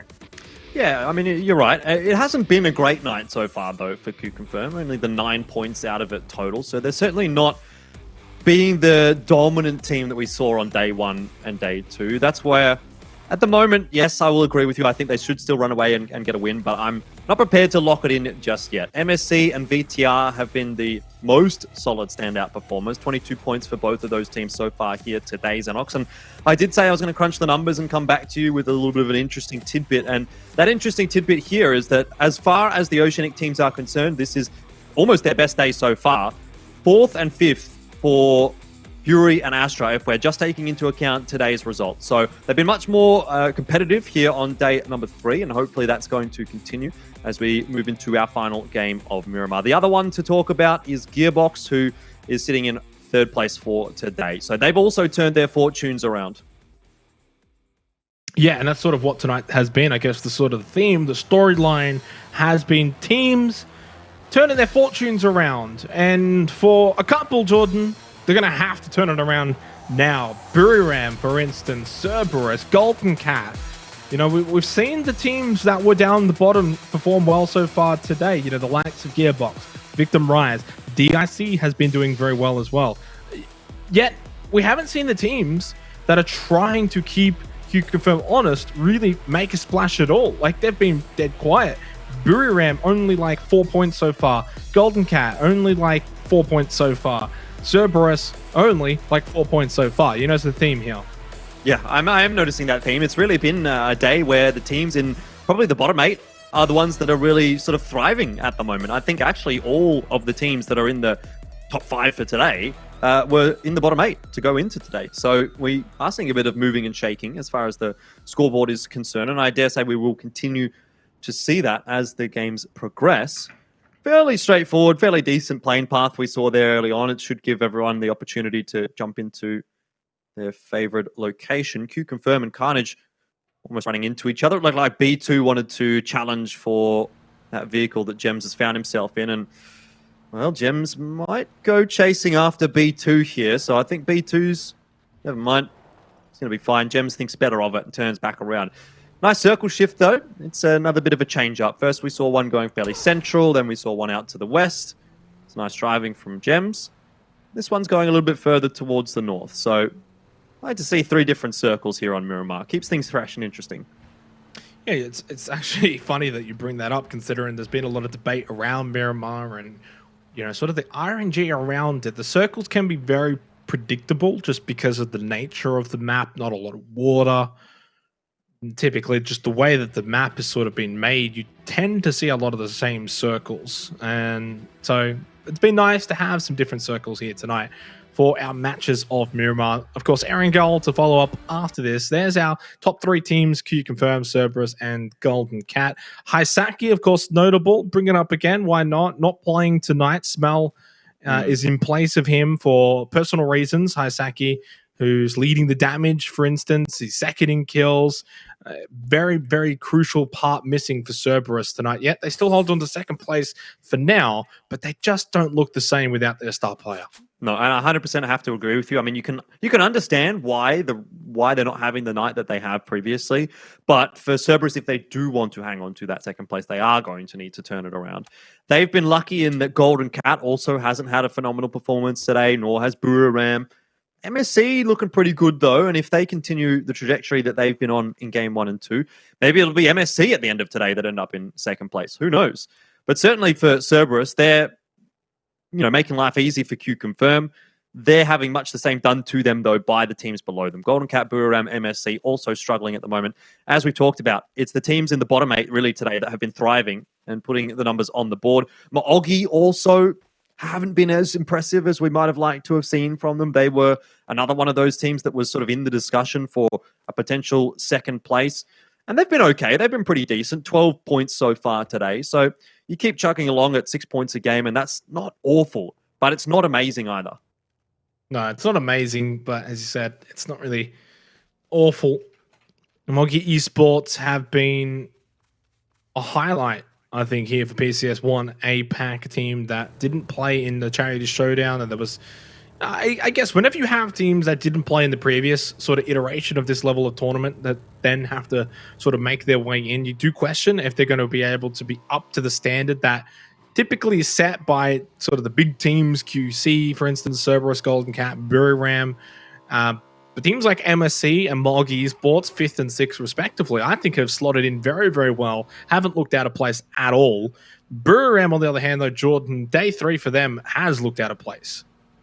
Yeah, it certainly has. It's been a struggle, to be honest. And I guess it's going to be not... I mean, it sounds kind of BM to say that I'm not too surprised, right? I think Buriram, you know, again, are one of those teams that does show a little bit of inconsistency. We saw it a little bit in the charity showdown. Same for Cerberus. They didn't probably have that performance that they wanted to in charity showdown. So I think that's one of the things for these teams from the Southeast Asia region that definitely needs a bit of work. It's just that consistency. And yes, PUBG is a game where you're going to have performances that are up and down. But it is the teams that are able to consistently work with whatever they get that are going to be the best teams. And right now that is Q confirmed. Buriram looking like they might run into an early engagement here again. Edie with a shotty close range. Just one taps JN though. And that is a nice little positive start for Buriram here. Yeah, they need just something to sort of build off. And that's something that they can build off. Because realistically, they're not a team that has an excuse like Cerberus not having Hisaki today. They've got all 4 of their members. They finished sort of last week off in really good fashion as well. And you know, they did start kind of slow on day 1 as they kind of did in Charity Showdown, picked things up and now have very much cemented themselves as a top 3, top 4 team. Challenging the likes of Q Confirmed, Buriram, Cerberus, Golden Cat. I guess they've all kind of been in this together so far tonight in letting that slip. You consider the fact that, you know, Q Confirmed got nothing in match 1. They didn't even really have a massive game either in match 2. It's everyone else below them that has crept up. If you've only sort of just joined us or just started following along, really the top 4, Jordan, you know, we saw was very much separated to everyone else. You look at Golden Cat and then you look at MSC and it's only 7 points now as a gap. There's no more of a sort of 2nd, 3rd, and 4th. Now you kind of go all the way down to like Fury and Astra in 9th and 10th. Even Gearbox in 11th. They've got 60 points. Yeah. Only 1 point behind Astra. So maybe they deserve to be in the discussion as well, considering they've picked up a win today and they're chugging along quite nicely. Didn't see a huge performance from them in game 1, but they did take 6th place. The way they fragged out at the end of match 2 does make you think that there is something left in the back pocket here for Gearbox. But unfortunately, having lost JN early on in the piece and still yet to clear out Edie, these things could get a little worse for them here. This should be pretty easily traded, though. 5 shots in that shotgun, though, for Edie. I don't know, maybe 5 one-taps. Well, 3 is what he'd really require. Chin down early. Could be finished off. Edie opting to go for it. That's probably not a bad decision, given that's points on offer. 1 more shot, but he's spammed down by Beodora. The grenade through from Nordra. It was a flash, actually, that's going to keep Beodora hiding behind the desk. And it looks like this might be the end of Gearbox. Nordra charging him down. Y8. And Beodora finished off. And Gearbox out in 16th. So you can really put a stop to what I was talking about even 20 seconds ago, because maybe it's not going to be the night for Gearbox. Yeah, I mean, that's always how it goes, isn't it? You end up finding a win, and then you go out in last place. We've seen it, I think, at least once already here for PCS1 confirmed APAC. Definitely on day 1. Yeah. Yeah, in fact, it was 2 wins in a row, and then a 16th. Can happen to anyone. That's not as bad, though, if you get 2 wins and then a 16th. I'd happily take that if I was the team. Victim Rise, though, here the commotion. They pushed over towards Buriram United's position. Who, I mean, as I said, they need something to just sort of build a platform on. And this is one way to do it. You know, you get a couple of early kills and then that can snowball. Canaxi, though, this is aggressive. Over to Samoy, who's got the high ground as well. And he's going to get punished for a quick headshot. That's what happens when you got the high ground, Jordan. The headshot rate is just going to go through the roof exponentially. Victim Rise now, I've got sort of the numbers against Buriram if they want to just keep them around this area. Yeah, Q Confirm are going to be loving seeing Buriram players popping up in the kill feed for all the wrong reasons. Buriram down to 2 players now, and again, Buriram was one of those teams that we thought might be able to close the gap against Q Confirm and make it interesting as the battle for first place going into day 4, but it just doesn't seem to be coming together today for the likes of Cerberus and Buriram and Q Confirm, for Golden Cat rather. Certainly is for Q Confirm, although not as well as previous days. Another circle shift to come though, Xenox, and we'll see where this one ends up going. Right on top of Bahumat Gaming might have been a good assumption, and indeed is exactly where it'll go. So again, Bahu might get a bit of a feed. This time we'll see whether or not they are able to take advantage of it. I mean, it is their home. They've been getting multiple feeds now on Miramar. They've had, like, what, 2 wins as well, considering that they're third last and they've had 2 wins. Yeah. It's insane, isn't it? They're a very difficult team to sort of make sense of, is good old Bahamut Gaming. 6 Sacks probably doesn't make it out of here alive. Surely, Poochills. Come on, got to get this one. Oh no, he's not allowed this, has he? He's getting a bit of help from his team on the hill. At the very least, blow that vehicle up. Thank you, Poochills. Well, look, to be honest, 6 Sacks kind of made it easy for him by driving in a straight line. All he had to do was line it up. I mean, I guess I say it's easy. It's not as easy as it looks, but certainly could have been more difficult. Astro managing to find themselves a kill in that mix as well. So, again, not a bad start for this Oceanic squad. Couple of kills on the board, 2 points, and circle shift, not ideal for Astra, but it's not an awful one. So I wonder if they can keep that consistency going. 2 5th places in a row tonight for them, Xenox. And it's a good turnaround from week 1. For not only them, but for Fury as well. Yeah, 4th and 7th for Fury Australia. Miramar has been kind to the Oceanic teams so far. I think 9th and 10th for those 2 respectively, but not too far away from breaching the top 8. I mean, Fury literally only 1 point away behind Define. And they've shown glimpses. Why is Ronin black and white? They're all black and white. All of Fury. Why is this? I don't know why. It's been like that all competition, though. Well, I don't know if it's a good luck charm or a bad luck charm. I'm not sure. Q confirmed, though.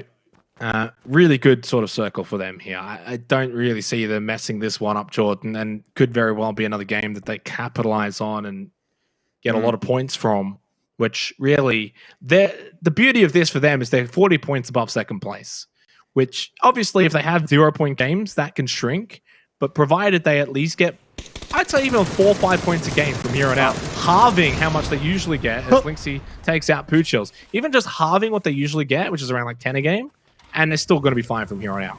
Yeah, exactly. What I was talking about at the start of today, it doesn't need to be anything astronomical from Q Confirm. They put in the hard yards in week 1, and that means that you can cruise along a little bit in week 2, not get too concerned. Day trade have lost 1 player. That was courtesy of Astra, who kind of just cyberbullied Poochills, but either way, Day Trade are going to set themselves up in a little compound. It's not ideal, very far down to the southern part of the map, and they may end up having to deal with Astra, who is rotating behind them at the moment.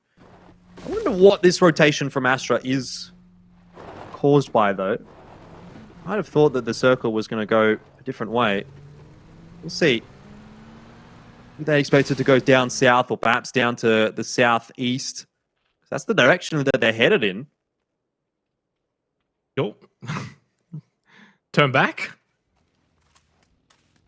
They might have to now. That's a very, very north hard shift away from Astra, away from Fury, away from Day Trade.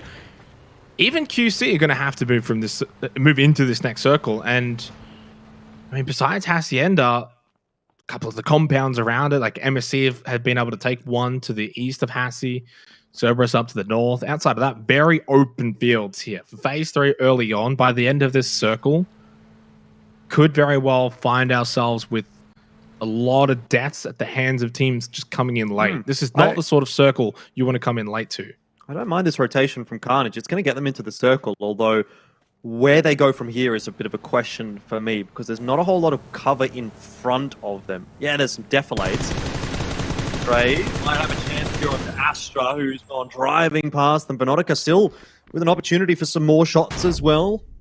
Looks like I think Astra's gotten out of there okay. Q Confirm, certainly under some pressure. Bahamut Gaming are not too eager to give up this 2-2 split, which is an interesting thought, because I wouldn't have been surprised to see Art God and Shinryuji just go join up with their mates on the northern side of the road, but they're kind of taking it to Q Confirm. Well, depending on how they position Shinryuji and Art God, they could get some help from Mr. Chan and my boy. Well, what you don't see on the minimap right now, Xenox, is that VTR are also pushing to the northern side of this 2-2 split of Bahamut Gaming. So I think those guys up toward the north also have something to worry about as well. Minute and 15 seconds till phase 4. Bahamut very much steadfast with defending the 2-2 split, like you said. There is the sort of fight up north, which is what I guess my boy and Mr. Chan are also keeping an eye on. And I don't know how much vision they really have of Q Confirmed to help out Shin Ryuji and Art God.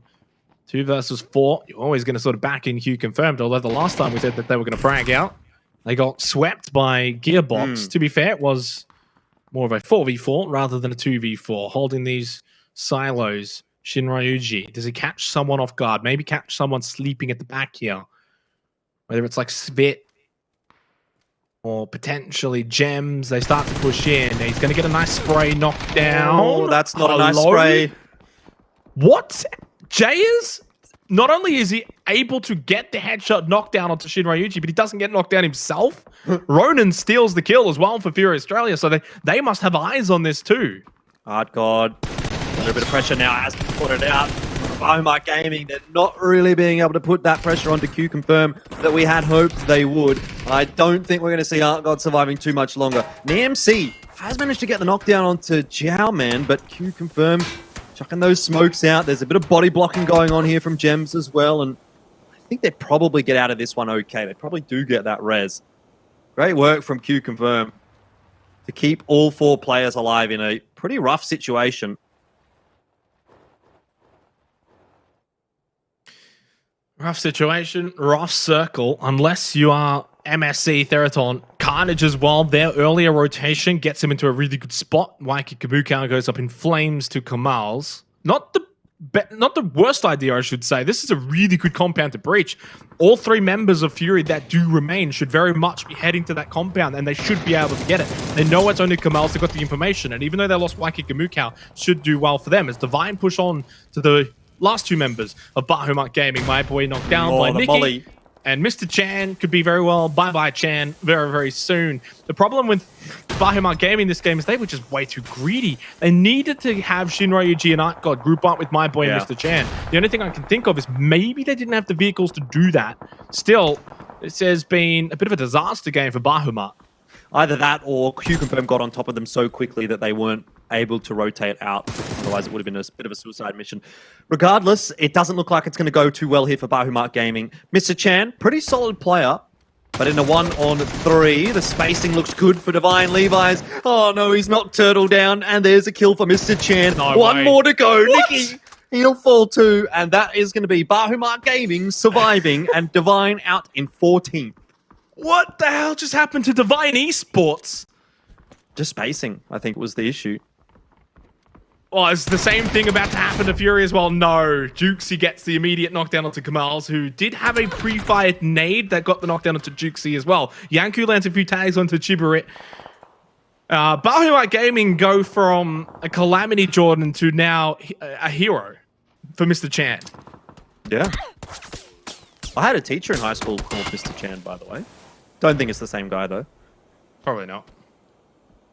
JJ Leo has run 74L1 over, and this could be pretty good news for Fury because they are trying to hang on to this compound and already on the breach, 74L1 down. Ronan finishes off Chibirit, so VTR have been removed. And now it's time for Fury to turn their attention to DIC, although they will need to get that res onto Ronan. Yoshimin Buri causing some problems. Look, Jordan, it's not the strongest region is APAC, as we watch Flash do some tumble rolls, but it's probably the best to watch. I think we can all agree. Oh, yeah. I always have fun. That's what it's about. Except I don't think Jiao Man is having too much fun right now, and Fury Australia, of course, being pressured by DIC. I'm not sure if Scarl is the play. Generally, it's the barrel meta, but Niku's did end up getting that knockdown onto Jiao Man that we sort of left behind earlier. Molotov thrown into the bottom floor towards Insight. DIC are going to get reinforcements through Anquan. They continue. No, they're not. Never mind, Mr. Chan. Well, Jordan's teacher coming up big this game for Bahamut Gaming. 3 kills for Fury. They look to finish off the rest of DIC. Dukesy with a knockdown into JJ Leo. Spray into the second window to his right. Just keeps pushing up. Has the confidence. Knows full well he's got the team behind him. Couldn't get the headshot. Reloads the Scar. Peek to the left and he can get one more. Never mind, he just goes straight in. Dukesy cleans them all up. Bit of help from inside as well. Fury Australia are on another level so far tonight. It is a totally different looking Fury Australia. They've already outpaced the amount of points that they got on day 2. They had 18 going into this game. 19 was the amount of points they got on day 2, and they're well past that now. So Fury are making a run in not only for the middle of the pack, but perhaps even a second place finish, dare I say, Xenox. They're on the trajectory for that right now. Cerberus, Boomerang, Golden Cat have been doing absolutely nothing today. The only one that's been kind of performing to the level that Fury has, that is above them, is MSC. Even Q Confirm is struggling at the moment, who, by the way, can I just say, have not been too keen on how this circle shift has gone. It's gone right up to the north, Q Confirm down south, near Fury Australia, and they have a lot of ground to cover with not too many vehicles by the looks of it, because they're just running on foot at the moment. Well, the same can be said as well for Fury. They are already making their way away from that compound they once had. Because of this circle going north, it's completely ruined Fury's camp game here. They're already in those vehicles heading out and away. So that means Svit and Gems will not have really anyone to fire upon, but also maybe helps them for just a moment in time, Jordan, that those two can, I guess, try and stay alive a little bit longer. Had Fury stayed a bit longer, maybe they get spotted. Ghoul, nade towards Gakon, who stays alive, 1 health. Has a smoke, he's able to throw it down. Now the first aid kit's come out. Well, it's an interesting rotation in from Fury as well. They've got themselves center circle. MSC are going to have to frag out if they're going to want to push forward, but they don't necessarily have to push forward right now. I think they'll just look for some third parties, similar to what Cerberus is doing at the moment. That's a nice grenade, though, from Yoshimin Buri. You've been talking a lot about him, Xenox, and he gets That's a good name. In fact. Good name, good nade. He finds a double. Maybe things just turning for Yoshimin Buri. His team has been there all along. It's really been their star player that has needed to catch up, and here he is arriving for MSC. You know, we speak about Fury and Astra and them turning things around, but MSC is on another level as well tonight. There is Astra. Linksy knocked down onto Mr. Chan. And finally, our hero from this game for Bahumat's eliminated. MSC and QSV. Svit knocked down. Gems is up. He gets the elimination onto Yanku. Close the door. Get the revive and Q Confirm. Are getting ever so closer to a top 8 placing here. Still 3 players up for MSC. Ilinix, Rusidid, and Yoshimin Buri need to flush out the last 2 members of Q Confirm. They certainly do, and they're doing it quickly as well. They're not giving that much time for this res to come across. Yes, Svit is back up now, but MSC continuing to push the issue, continuing to put that pressure on. Svit will get a health back across, though. And so Q Confirm are just going to try and slow things down a little bit here. MSC also doing the same. They don't want to make a mistake right now because they know the team that's in front of them. They know how important this kill can be, this kind of difference maker for maybe not only themselves, but the entire rest of the pack. If Q Confirm have another poor game here, gives another opportunity over to, for example, Cerberus, who has 4 players alive right now. Slow and Steady wins the race for MSC, but it does actually look like they're going to disengage. So they're going to let Q Confirm have a little bit of a respite. Q Confirm not showing quite as much mercy. A suppressor on a barrel? Looks like I've seen it all now. But this was smart from MSC because Q Confirm have to make their way out of the building anyway, right? MSC also need to get better position moving forward here for the rest of Phase 6. So it's kind of a best of both worlds for MSC. They push forward, they get position. Then, of course, they can keep an eye on Q Confirm as they make their way out of the compound. So rather than push into the compound at risk of being sprayed down by Gems and Svit, this is not bad. Now, Insight finds a knockdown as well. I'm starting to get a bit of a feeling right now. I don't know if you're getting that feeling, but I'm seeing Fury popping up in the kill feed quite a lot. I'm seeing them center circle. I'm seeing them with a 2-1 split. Getting a bit of a good feeling that we're going to see some incognito form back again. Don't go too early jinxing this one, Jordan. MSC have looked good. They don't have the position. Cerberus have still got the numbers, 4 up. In fact, they're the only team that have got 4 alive now. Vandal's going to be eliminated by Rain. Carnage is still in this too. We haven't even really sort of spoken about them. It's been, again, the OCE teams that are in control here, as they were kind of in match 1. They are once again in match 3, as Q Confirm take the fight to MSC Theraton. Svit with the knockdown onto Ilinix. Oh, good flash. The flash is successful onto Svit. Gems is low health. Smoke up for Yoshi Memburi and Rossiter Jr. and the third party now from Buriram. Norja knockdown onto Gems, and Svit was outnumbered in the end. Q Confirm. No placement point. It's not good for a couple MSC. of points still. And as you mentioned, not good for MSC either, because that blue's moving. They don't have any cover. Oggy and Cerberus right in front of them. I mean, at least they've been able to get rid of Q Confirm, a couple more points on the board for them there, but I don't see MSC getting much further than this. Look at the overwatch that Nordra has of their position. Maogi on the other side as well, and if Rosita Jr. goes forward, he has to run into Fury, who are absolutely fragging out at the moment, Xenox. I don't know how many kills they've gotten in this game. They're already up to 6th place, and the circle goes right on top of Fury as well. So this is certainly looking like it's Oceania's day. They don't have Waiki Kamuka, who was exploded earlier on in the piece. Cerberus have still got 4 alive. Not sure what their vehicle situation is. It's hard to believe there's 8 teams still up. When you look at that map, it just doesn't seem like there's that many teams. There goes Mogi, though, immediately after that. Extreme finds a knockdown onto Bryn. When it gets down to this sort of point, though, when there's not many players, there's not many teams alive, and all 3 Oceanic teams are up, they're probably going to feed on each other. Nordra, the solo for Buriram United, been a much better game for them. That's a nice knockdown. Should be able to get the flush as well quickly after that. 4 kills now for Nordra. Yeah, it's nice to see for Buriram that they're keeping that scoreboard ticking over. Even though they're down to 1, they're in the placement points now, and they get even more, seeing as Carnage is eliminated in 7th. And they've got 8 kills on the board. So this is the one that Q Confirm has been dodging a little bit throughout today. Q Confirm having their rougher performances, but Cerberus and Buriram not getting points on the board. Now, Cerberus and Buriram are looking to close the gap a little bit. Looking to. They kind of already have begun to do so. And if they can find more in this game, it'll increase, or sorry, slighten that gap even more. Insight knocked down by Basil. In the end, that actually may help out Astra. My boy still alive for Bahumat Gaming. They lost Mr. Chan Jordan, but my boy has still been sneaking around. As Fury, though, falling by the wayside when it matters most. 26 minutes. And I think they're just down to Ronan as a last one alive for Fury Australia. Nordra still just putting in work, though, for Buriram United. Surely He's just been the silent assassin down south, fighting knocks and kills onto Cerberus Esports. Jaxi knocked down. It is chaos here in these fields. Certainly is. Smells looking a little bit worse for wear. Basil will give it up to the zone. Jexi as well. And I think for Eagle Sentinel Shooter, they might just be exiting. Grenade, last finishing touch perhaps onto Nikus, but it's not going to go far enough. Eagle Sentinel Shooter will be out in 6th. And Buriram to 10 kills. Nordra is fragging out at the moment. I think he's got 6.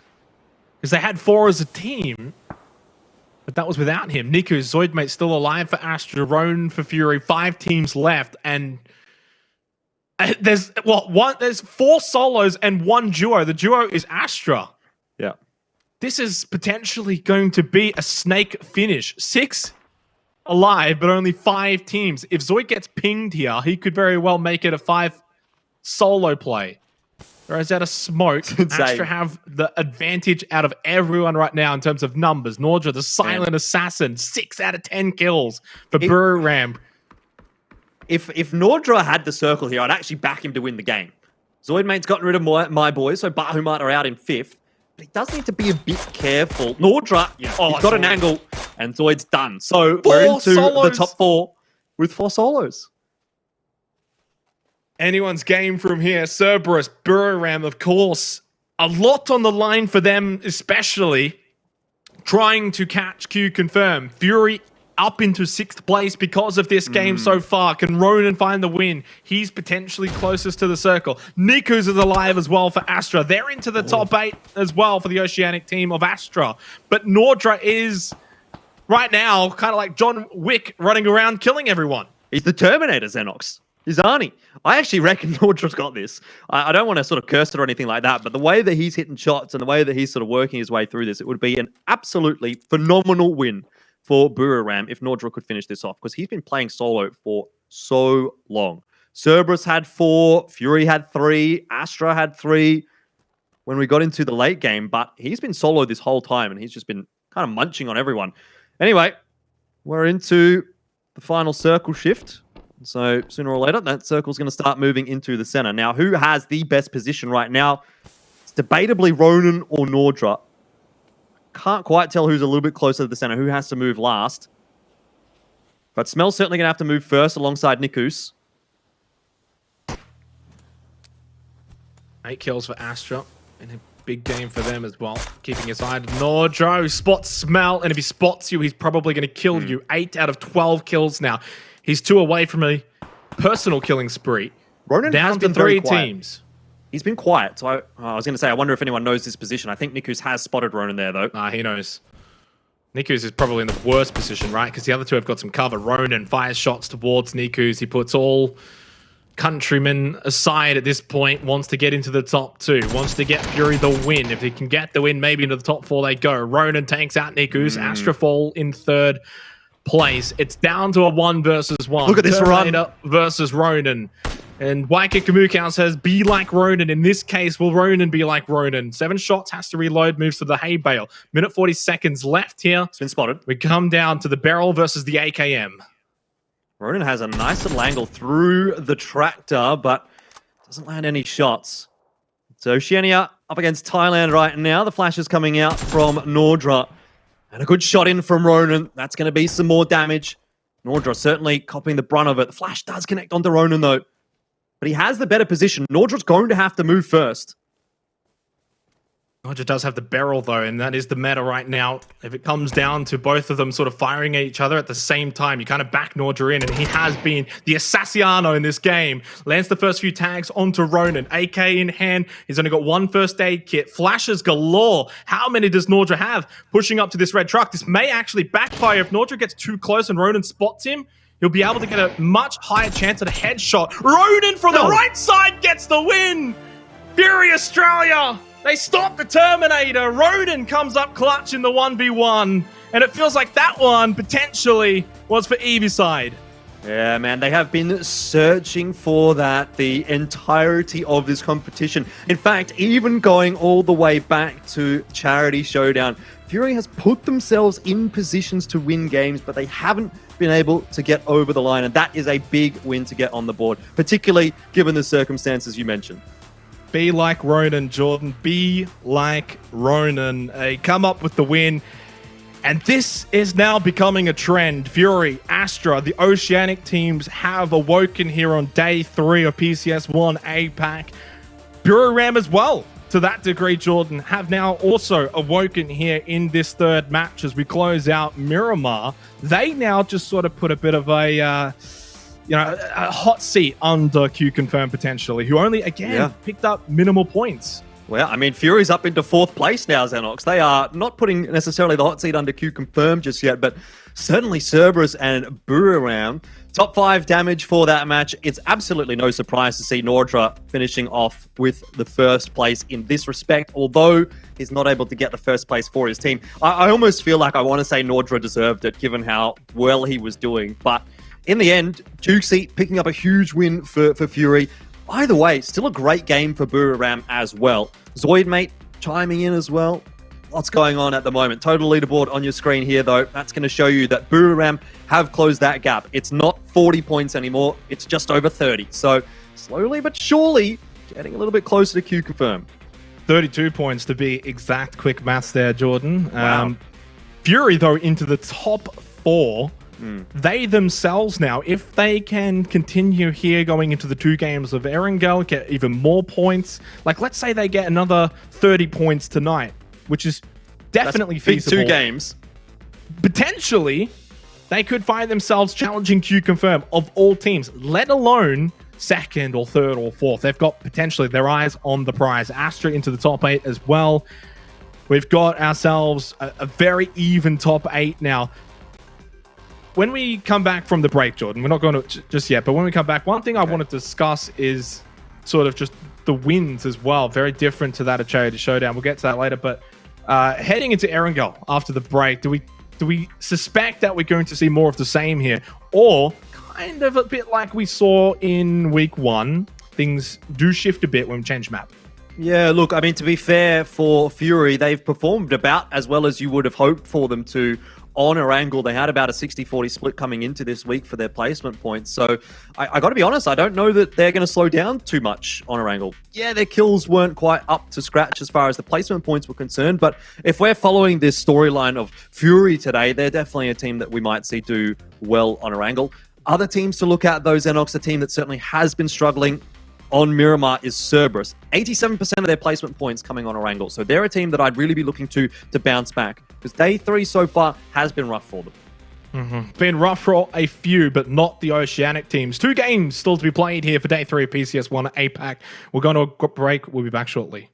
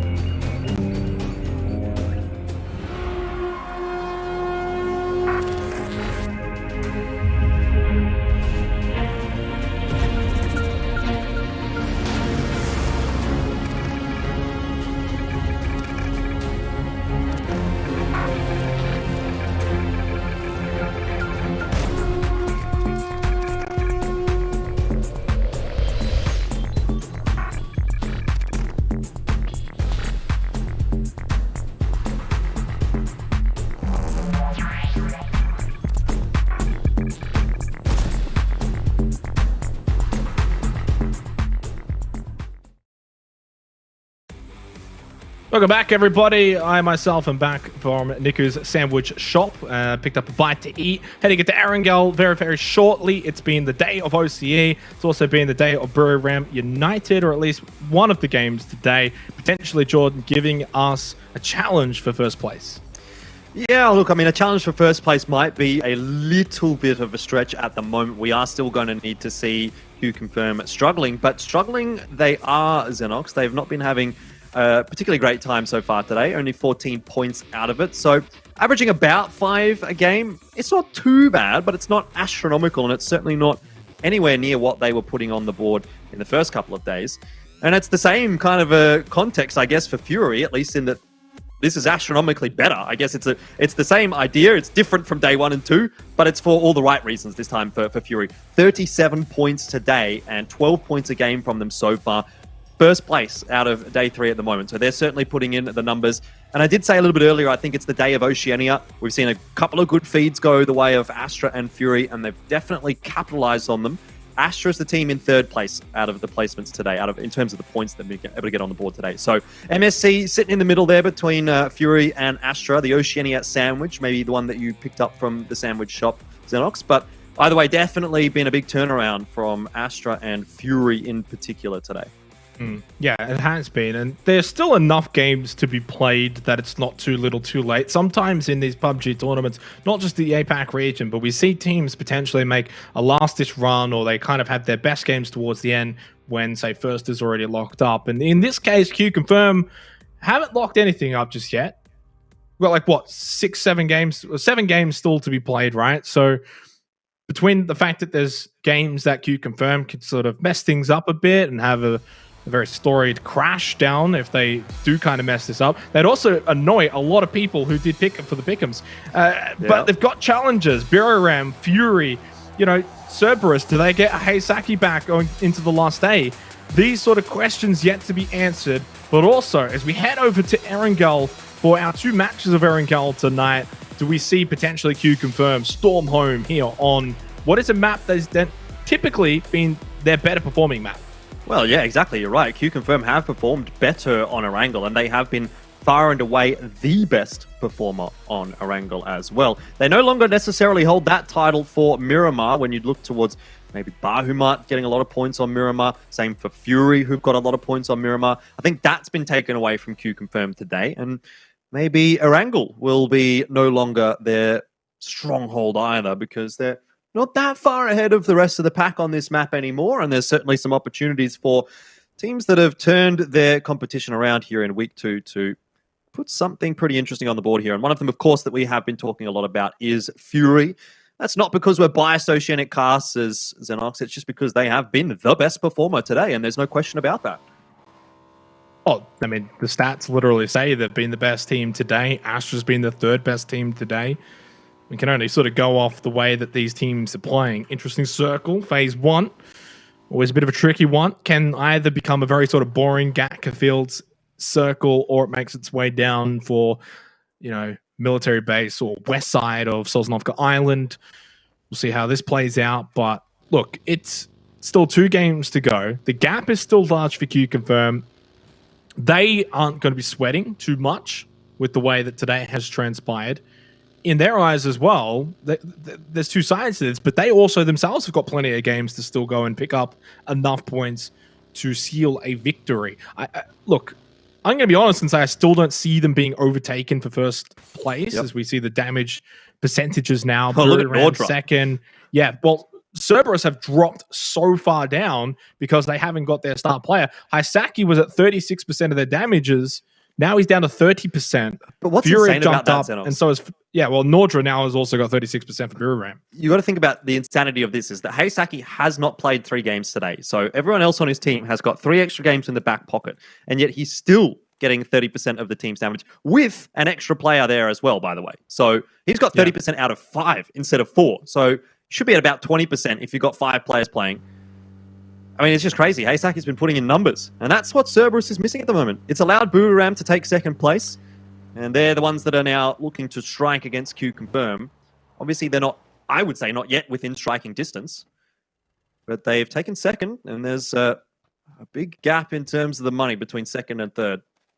But in saying that, Cerberus have picked up the exact same amount of points as Q confirmed today, 14 apiece, and they haven't had their star player. So it just keeps them within striking distance going into the last day, if, of course, Hasaki does return on Saturday. We're not sure if that's going to be the case. There's the total damage ranking. Linksy in 5th for Astra. Not too surprising, obviously great player, but you just don't see Astra, of course, in the top 4 damage rankings as a team. For the most part, Q confirmed, Jowman, Gems, Jayers, like that's insane to really think about that 3, and Svit's in 7th as well. That whole team, damage-wise, is just spitting it out. Nordra, of course, now leading the way in what was like almost 1,100 damage just in that last game alone. Yeah, it's insane. It's like a quarter of the damage that most players have done in the entire competition in one game. Landmark changes, Jordan. This is interesting for Maogi. It's, I guess, just the ult drop for Maogi, right? If the plane is over Yaz, they'll go Yaz. If the plane is over North George, they'll go North George. So you see that sometimes for the teams that tend to drop on different sides of the map. Even you can take into account someone like Fury, who normally like to go toward Mansion, Lipovka kind of area.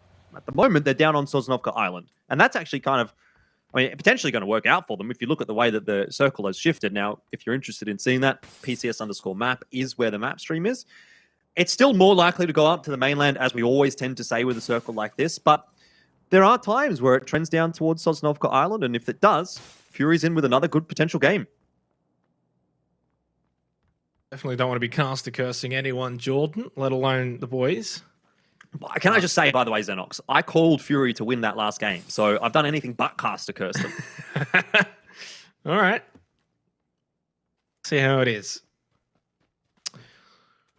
Well, Erangel.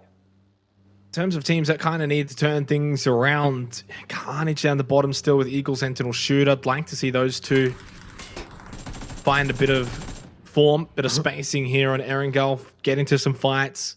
Miramar can be quite tricky if things aren't going your way. It's very punishing. Erangel, not as much. DIC, Victim Riots, I think, had that one good game, and that was about it. Mm-hmm. Sensible sensitivity from Veronica. Kind of wish they hadn't have actually fixed that. Yeah, it's one of those fun little things. Yoshiminburi, headshot onto Turtle. He's just gotten away with his life here, although he's probably not pulled up where he would have liked to have. Divine have kind of left him out to dry. They've stopped on the bridge here. This could be rough for Divine. They've been having an okay night tonight, although a not amazing one. It might be just about to get a little bit worse. Well, up and down sort of night. 16th, 8th, 14th, but in that 8th, they picked up 8 kills, so they've gotten points. Points have been there, but placement points, not really. Yeah, I think that's the key thing. Yeah. But as long as you're getting some points on the board, keeping things ticking over, you're just feeling like at least you're playing the game, right? Instead of getting banged out over and over and over again. There's an MC. They come in for Divine Esports alongside Nikki, and seems like they'll be okay.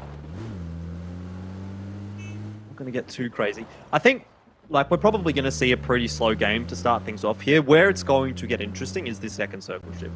If this goes down to Sosnovka Island, like literally every team apart from Fury is going to have to cross. If we go back north, which is probably the expectation, we're probably not going to be seeing as much craziness. But I would love to see a circle go down south. Not only because of the fact that Fury's just been fragging out, and I kind of want to see them go back to back. No bias. But also because of the fact that it will just throw chaos into the ranks. I would like to see Bahamut Gaming, since they're on our screens, do well here in Erangel, because I would probably go out on a limb and say they've been the most stark contrast between the two maps I've ever seen. Like, this is a team that's literally gotten like 90% of their points. Yeah. Yeah, like 4 points or something on Erangel, and then everything else has been on... It's like 50, Miramar. 60 points on Miramar and 4 on Erangel. So yes, it's just insanity. And Voss gets Nikos down in a half health as Astra make their way to the compound just to the northeast of Watertown. So we've made anchored behind, plants a few tags back, and just keeps him honest. This has been sort of one of the interesting things for, I guess, Astra They started off at Watertown. Now they've, of course, gone Severny, trying to get away from these teams around Roshawk and Watertown, for instance, Victim Rise, and yet they now find themselves all the way back here like nothing's changed. Birdmate's going to get across the bridge as well. Rejoin the rest of the team on a bit of a scouting mission, perhaps. We'll see where he ends up. Chiburit's keeping an eye on that. So is Kamal's. Victim Rise awfully close to Astra here. This could be a little rough for both teams. Probably not the rotation Astra wanted to make. Astra probably have to be a bit aggressive here as well and realize, like, we're now however many games into PCS 1 APAC. They've got to look at Victim Rise and say, well, this is the 4th last team on the standings. True. We need to be sort of taking them when we get the opportunity. Like, they shouldn't be gatekeeping us here. So if we look at the map all the way up north, we should be just plowing through them. And now Lynxy takes some shots. Niku's as well onto Kamal's. They get the knockdown. And this can actually sort of snowball if Victim Rise try to stick around, maybe try and get this revive. If Astra are quick enough, they could capitalize. But that seems like that was a very, very long-range knockdown. Basil just moves away from Gearbox as they come in and take the double reds. Cerberus will just take the trees near the yellows. Oh, that's interesting driving for Gearbox. Cerberus got themselves a knock. Rain also getting knocked down here. B2 under a bit of pressure as Daytrade are quite close by. He's given some opportunities. Rain helping out, but it doesn't look like it's going to go too well here for Carnage. Most of the frags are going the way of Daytrade. Ram involved in this mix as well. It's just madness down here towards the southern part of the map. This is so strange to see this early on, 10 minutes in, and you've got like 3 teams all around here. Daytrade, Ram, Carnage, who were pretty much in the middle of it. Unfortunately for them, Nordra eliminates Monty. It's so strange to see this fighting early on. By the way, Jordan, I don't know if you noticed, but 2 members of Astra were eliminated in the kill feed as well. While this was happening, Chiburit from Victim Rise found the double kill. Astra failing their push onto Victim Rise, down to just, I think, Zoid and Extreme. Yeah, I think it's for the remainder of this game. Yeah, it's a bit weird. I didn't expect that fight to actually really eventuate. I mean, Victim Rise have taken a long time now to rotate into the circle because they were essentially gatekeeping Astra. So they're going to come into just the north of Pachinki right about now, but it means that they don't have a good center circle position for when this circle does probably move a little bit more towards Q confirm right now, or Mo'ogi or something like that. So I don't know. They've kind of shot Astra in the foot, but they might have shot themselves in the foot a little bit here as well. Yeah, I don't understand it. There was no reason for them to be camping that bridge. We'll see how the rest of Erenkill plays out. Flash just going to go prone. Of course, Daytrade were amongst this. Puchil's a bit further back, not really up close. Neither is Venotica, who's just doing doughies on the bike. Going to swing back around potentially just to this compound south and opposite side of the road to Buriram United. 2 kills for them. Nordra just continuing to sort of rally up these damage numbers and kills. He's been the MVP tonight. If we're just thinking about sort of individual plays, Niku's finds a kill onto Tonke. So it's actually Niku's and Zoid, mate, not Extreme. Right. Flash has just been pushed on by God Meow and the rest of Buriram. I don't think they were expecting Buriram to push over that little ridge. Buriram's kind of fragging out at the moment, Xenox. They're into triple figures as well. So the second team to join Q confirmed there. And if their day continues the way it's been going so far, Buriram might be doing something a little bit interesting going into day 4.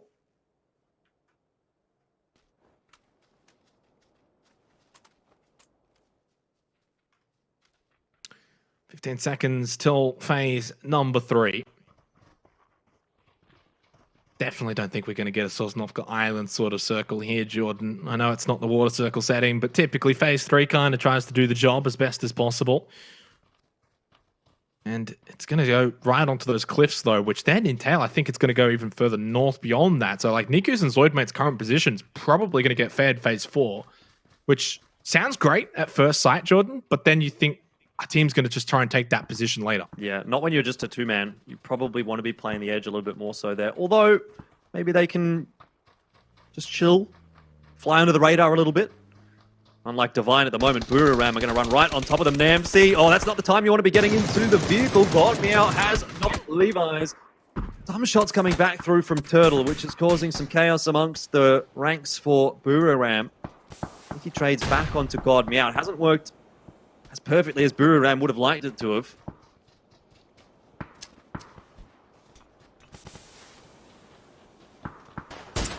Buriram have been in and amongst that so far tonight as a whole. Now, especially here on Erenkel. Eagle Sentinel Shooter will take out Smell, and Cerberus's up and down night. Average night, to be fair. Not having their star player continues the trend here on Erenkel. Not really going to change.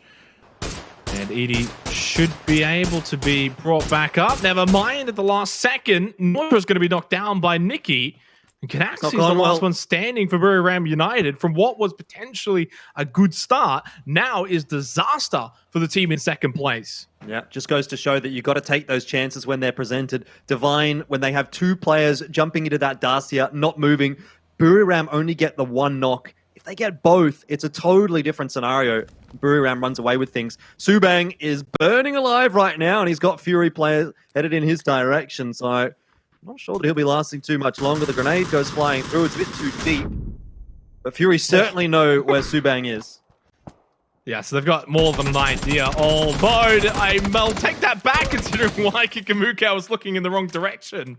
They got an idea, I guess, as to where he was, but not the exact location, Jordan. They knew roughly where he was, and that's enough in a situation like that. As long as your spacing is good and your trading is good, which it was for Fury, they're able to deal with Subang. Basil, nowhere to be seen. He's sitting on the coast right now, having a bit of a picnic. I wouldn't mind having a picnic on the coast right now with the way that 2020's gone so far. There goes Buriram United, though, and to, I guess, the joy of everyone who is supporting Q Confirm, whether they're just a fan of the team or the pick'ems. Of course, the team that had brought the gap down, Jordan, to 29 points. You know, that's a very small margin with 7 games to go. Q Confirm have kind of just come to a slow standstill. They're playing so passive. We don't see them really ever make these aggressive plays. They don't breach if they don't have to. They don't move. They don't take fights if they don't have to. They're very controlled with their approach, and then they just get fed like that for phase 4 because we kind of knew where the circle was going to go. Yeah, I mean, it had to move away from the water, so there wasn't really anywhere else for it to go. They know that MSC is behind them. There's been a fair few shots coming out from the MSC squad, so Q Confirm will have an idea. I don't know. I mean, Q Confirm, yes, they're in a good spot, but they have a lot of teams around them. So they are going to have to frag pretty hard this game. And so far today, Xanox, quite frankly, they haven't really been fragging hard. Basil's going to go for a little bit of a fall. Hina just finished his picnic, though. That it doesn't have to wait like an hour before he can go swimming. Not sure how Basil's going to get out of this one. I guess he could just go away. Rock pooling, make his way up. Yeah, but it's already moving. So even once he gets up the cliff, if he gets up the cliff, he's got a long way to run. Right through Bahamut. This victim Rise, you sort of said they kind of shot themselves in the foot for trying to take out Astra. Coming in from Pachinki. This sort of road here has a few things that they can kind of hide behind. You see the sewer being used. So they're going to be inside of this circle. They can push up. They've got this little ridge that'll keep them safe from Pachinki Hill. Although, as they push closer and closer towards Golden Cat, that might not be a team that they want to take too lightly. Zoid Mate does spot them, and I'm sure more than anything, he does want to find a knockdown or two on the victim Rise. Trying to put the damage in. In the meanwhile, Fury's getting into an engagement with Eagle Sentinel Shooter. So it's Oceania against Indonesia in 2 separate skirmishes. Oh, is it going to roll down? Not quite far enough. We'll do a bit of damage to the vehicle, though. Infos is going to try and hunker down behind this smoke, but the grenades are certainly headed in his direction. This one looks good. So, he'll survive for now, but he's certainly in the wars. In the trenches. I'm not sure if... I'm actually surprised that Darcy is even still up, to be honest, because I'm pretty certain that second nade kind of took most of the brunt of the damage to that Darcy at Tanoi. Putting pressure onto Samoy. Another nade towards Genforce, and Golden Cat are using up a lot of utility here for this I don't even want to really call it a fight, really. They're just throwing nades at Victim Rise. That's all that's really happening. They know that they're there, but there's no reason to push over as we head over towards Fury and Eagle Sentinel shot. Whoa! Yeah. Where? Who? Fnatic's just killed 4 people. I didn't even see. We didn't even really see it. There's another one. Down onto inside as well. He looks for 5. Although Waiki Kamukau gets the knockdown onto Veronica, who has just gone on a bit of a killing spree. That's actually kind of bailed Fury out of trouble. They were trying to deal with trying to deal with Eagle Sentinel Shooter. It was 4-on-4. And Daytrade, the 2 players that are just hiding behind, have bailed Fury out of a pretty rough engagement. And now cleared out that entire angle because Daytrade's fallen as well. Fury are cheering. They do still have to deal with Bahamut. DIC in front of them as well, so it's not going to be a particularly fun rotation if this circle does shift away from Fury, which we're going to see in a second, and it will. Oh my days. Right on top of Q Confirm. Couldn't have asked for a better circle here. That's probably, like, to be fair, they haven't actually had a lot of circle luck tonight. I mean, I think in a couple of the Miramar games, Jordan, we at times mentioned them, like the one where Fury had to sort of push in, the game that they actually won, Fury. They themselves have had a lot of circles go against QC. In this game, on Erangel, now they get a bit of luck going their way. So we'll see if that is something that's going to pay dividends. Of course, still a lot of work to do. They're not going to be able to find a lot of kills from that position just yet, but maybe later on, as teams come closer to that Pachinki Hill. In saying that, this sort of position, other teams can see them. If they want to shoot at Jowman, for instance, they can. He's open. Not a lot of cover up here. Phase 5, though, and it is a good circle to still have. They certainly are not complaining. Maximus is gone, and so is Golden Cat, who have dropped all the way down to 6. I think they've only picked up, like, 1 point so far tonight or something. They've maybe been the worst performing team of the night so far. They have picked up 4 points so far tonight, which is not much better than Ox, but yeah, it's been rough for Golden Cat, and they've gone, as you say, all the way down to 6th. Bahamut. I've lost Shinryuji. Where's Juicy going? Well, Fury are just going to try and send it somewhere. I don't know this is going to work. It's not an ideal rotation, obviously having to go through a lot of teams. And yeah, I mean, what could they really do, to be fair? They didn't have any positioning. Dukes is having to hide behind this barrel. And he'll be lucky to survive, lucky to get too much further. I think this might be the first rough game for Fury tonight. I think it's just a rough game as well for all of the Oceanic teams, really, and even for Bahamut Gaming. Bahamut and the Oceanic teams sort of leaving all their goodwill over at Miramar. This is what I mentioned, though, Jordan. The contrast between the 2 maps, it's night and day for some teams. That's a nice spray. It was JN that got the kill. Yeah, I think it's just a lot of teams that are being forced out of their position by a bit of a hardship. Let's be real, for Fury, for Daytrade there. Like, all these teams that were down on the southern side of the map just don't have anywhere to go because there is nowhere to play from in that field when the circle is on top of the mountain. If there's teams on the mountain, this field, you just can't play from it. Yeah. Q Confirm have had an amazing circle feed for this game. These open fields, nowhere to really hide. They've got such a high vantage point from that Pachinki Hill. Zoidbait goes up in flames. Victim Rise still have got all 4 players alive. I hate to say it, Jordan, but you kind of maybe were wrong in this case, thinking that they shot themselves in the foot. Yeah. In saying that, they've been very fortunate that these circles have continued in a more northern direction. If it had gone south in any way, then they, of course, would have had to get moving and it would have been a bit more difficult.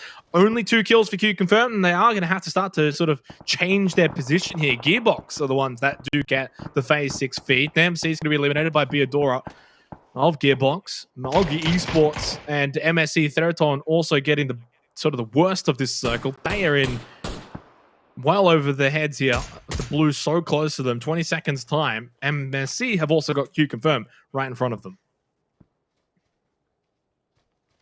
Could end up being Gearbox and Q Confirm quite late in this game again. We did see that on Miramar once, and it went to Gearbox, incidentally. A lot of teams that Q Confirm do have to deal with, and Gearbox quite happy to just chill. So is Turtle for Divine, but he does actually have to move. Same for Maogi. They're going to get themselves into the Dacias and start their rotate early. They don't really have too many options, to be fair. I'm not sure where they really want to go here. because Q Confirm can pretty much see everything. They're just going to have to park up those Darcias, use them as a bit of hard cover, and hope that Q Confirm gets third-partied a little bit here by MSC. They're on the move. They've taken this opportunity. They heard the shots from Q Confirm, and they decide now is the best chance that they're going to get. But Q Confirm are very well set up for this, Xenox. They are all watching the backside. They knew exactly where MSC was. This could be the game that really sets them up to really close out this top spot. It's already a gap that is now going to increase against Buriram United. And if they take out MSC as well, it will further increase it against this team in blue. As they now push over the top of this ridge line, that's just going to be slaughter, annihilation against MSC Theraton from Svit, Jowman, and Gems. QC, though, are getting pushed up from Maogi Esports. This is ambitious. Top 1 Sever, though, just gets sat down by the barrel of Gems, and all of a sudden now, teams are basically feeding into Q Confirm and making this sort of a bit of an easier trip for them down to that first place finish in 6 games time when, of course, everything will be over. Gakon, headshot onto Jayas, sits him down. That's something. But they've only got 2 players standing. 3 up for still Q Confirm. They make it 2 standing, though, for them, Gems and Jowman. Well, Gearbox and VTR are going to be hoping that Maogi can get a fair bit done here against Q Confirm. If they can finish one more player off, it puts Gearbox and VTR in a much better position, 2-on-4. Q Confirm are being pushed by the zone at the moment. I think Jayas might just survive if he can crawl in. Looks like he might drop. He's very low on HP right now, but Jowman's running over. And he's managed to get it. One tick is what it would have taken there for Jayas to fall, but Q Confirm should get all 3 players up. Gearbox are the ones that have got the circle feed, though. They are in a good position here. They've got that Defilate to play with in front of them. They've cleared the southern side. They know there's no one there. They know where Q Confirm is. They know where VTR is. And they've spotted Chibirit as well. Chin just tapping away with the SLR, and that's some good shots. There goes 1 for VTR, but I dare say that'll be rezzed. Going to be a lot of people in chat who are happy with the way that this game has transpired for Q Confirm. They're not only getting now into the top 4, but they've picked up kills along the way. I mean, yeah, there was a bit of circle feed, but still, Gakon's surely going to go down here to Gems as well. Gems has just been on a mission this game. Boom. That's one way to get the elimination. QC get another one. Jowman gets Jet. Eliminates Maogi Esports. They're into the top 3 with still 3 players alive. Victim Rise still sitting up to the north and Gearbox on the other side.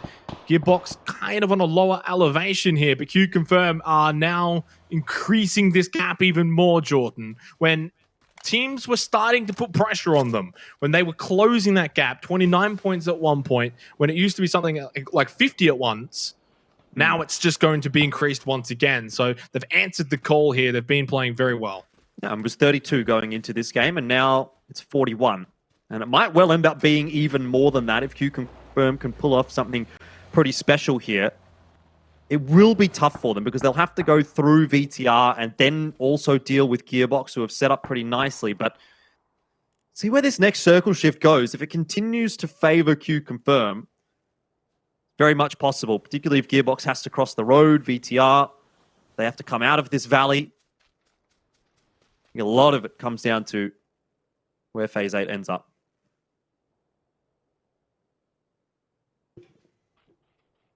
Just think sort of what's on the line here. If QC win this game, I think they just about win PCS1 APAC.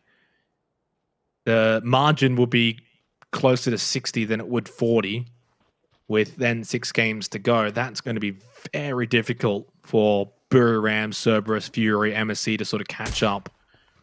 They would need multiple 0-point games from Q Confirm.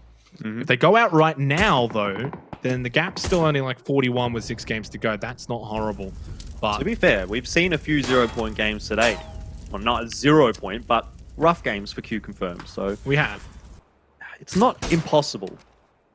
But this is stretching the truth a little bit when we say, oh, well, it's kind of possible. I mean, technically, yes, it is. Jays haven't been knocked by Seymour, so that's at least his 2nd knock now.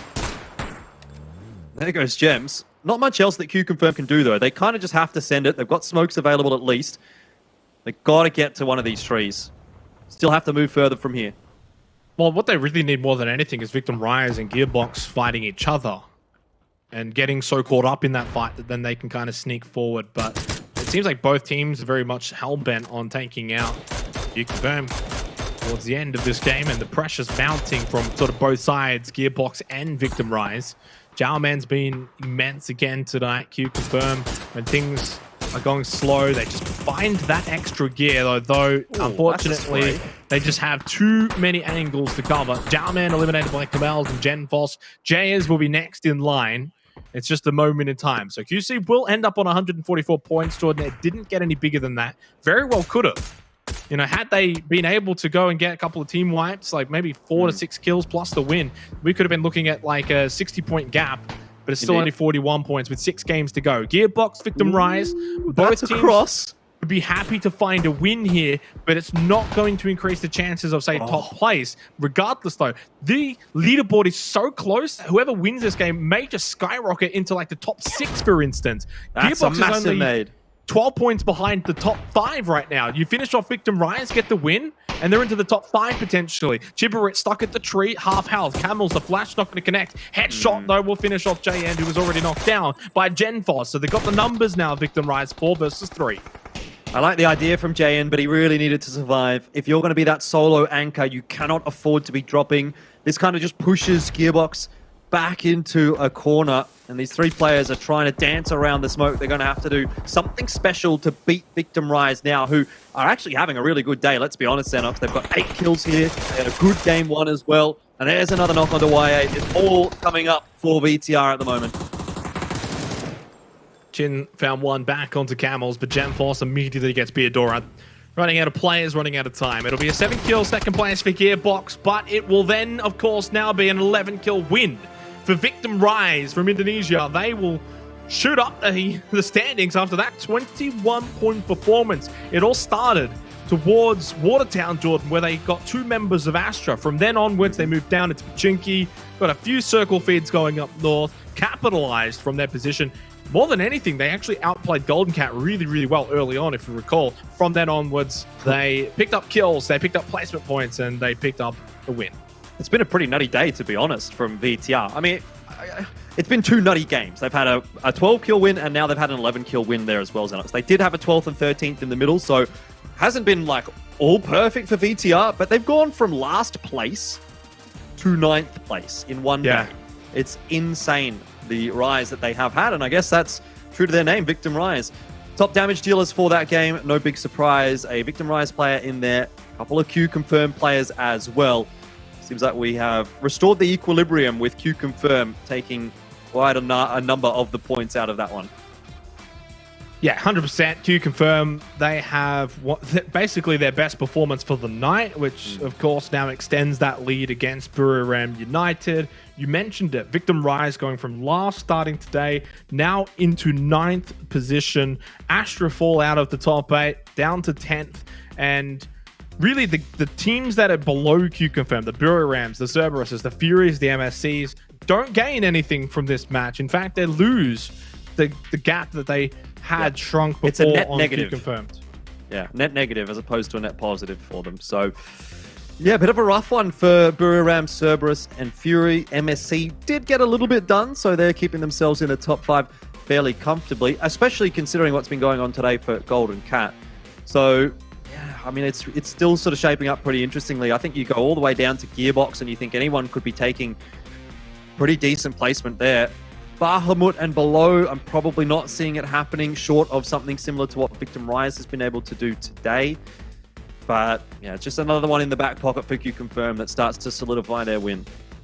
Yeah, 2 wins now today for Victim Rise there. But if you look at the games sort of in between that, a 12th and a 13th. So it's kind of either win and win well, right? 12 kills in their first win and now 11 kills here in their second win, or they kind of don't really do anything. So they'd lack the consistency of a team like Q Confirm, but Victim Rise have shown what they're really capable of at their best, when they're playing at their best, what they can do. There's not too many teams, Jordan, that have multiple wins in this tournament for PCS1 APAC, besides Q Confirm, Bahuma, and now Victim Rise. I mean, it's pretty insane. It's insane, isn't it? That it's two teams in the bottom 8 that have 2 wins on the board. Well, that's the thing. Actually, I was meant to bring it up earlier, but like in the PCS Charity Showdown, everyone who had a chicken dinner was in the top 8. That is not the case here for PCS1 APAC. Look how many teams have won games that are in the bottom 8. Carnage, DIC, Bahamut's got 2 of them. Gearbox, and now 2 for Victim Rise as well. Like, that is a large chunk of games that have been won by teams in the bottom 8. So I don't really know what that suggests, other than there's a bit of inconsistency in this region. Well, I mean, that's really what it is, isn't it? At the end of the day, the name of the game with PUBG is consistency. Being able to consistently place and consistently frag. Everyone, at some point in their career, is going to get a circle feed. And 9 times out of 10, when the teams are at this level, you're going to be able to see them capitalize on that and, you know, get the winner on the board. But you can't just look at the wins. You can't just say, okay, well, that is the be-all, end-all. It has to be the consistent points across the board. And that's why I always talk about, like, how many points are teams getting on average per game? How many kills are teams getting on average per game? Because I think that's a more relevant statistic than just looking at who's got the most wins. Yeah, it's you can't just look at it. It doesn't really matter in the sense of, you know, determining, as you said, who the best teams are, right? Look at the kills here on your screen. This is over the course of the first 3 days so far. Jowman still leading the way.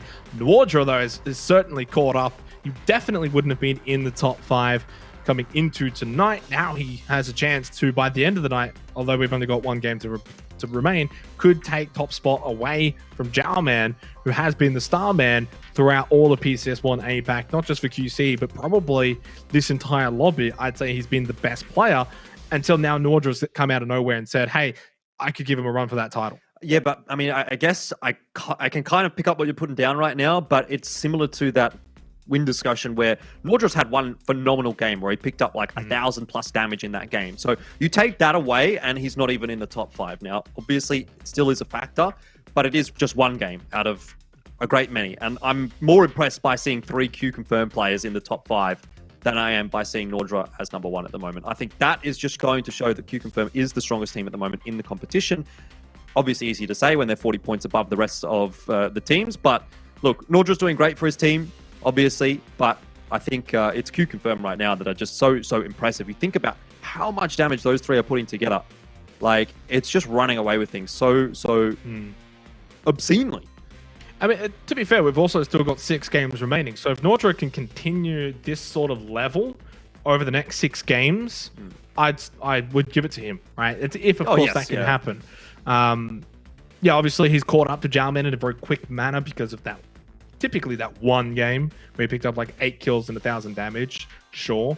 But that doesn't sort of, I guess, take away from that game, right? Just because it didn't happen in a spread out manner. So, potato, I guess, depending on how you want to look at it in terms of who's been, I guess, the best player here for PCS1 APAC so far. And I got to say, at the end of the day, it's a team game. So you do probably still give it to Jowman and the way that Q confirmed have been playing. They've been the best team for PCS1 APAC. They're probably the best team in the region right now. I think from what I've seen, a lot of the players are sort of even saying that, like, hey, these guys are really, really good.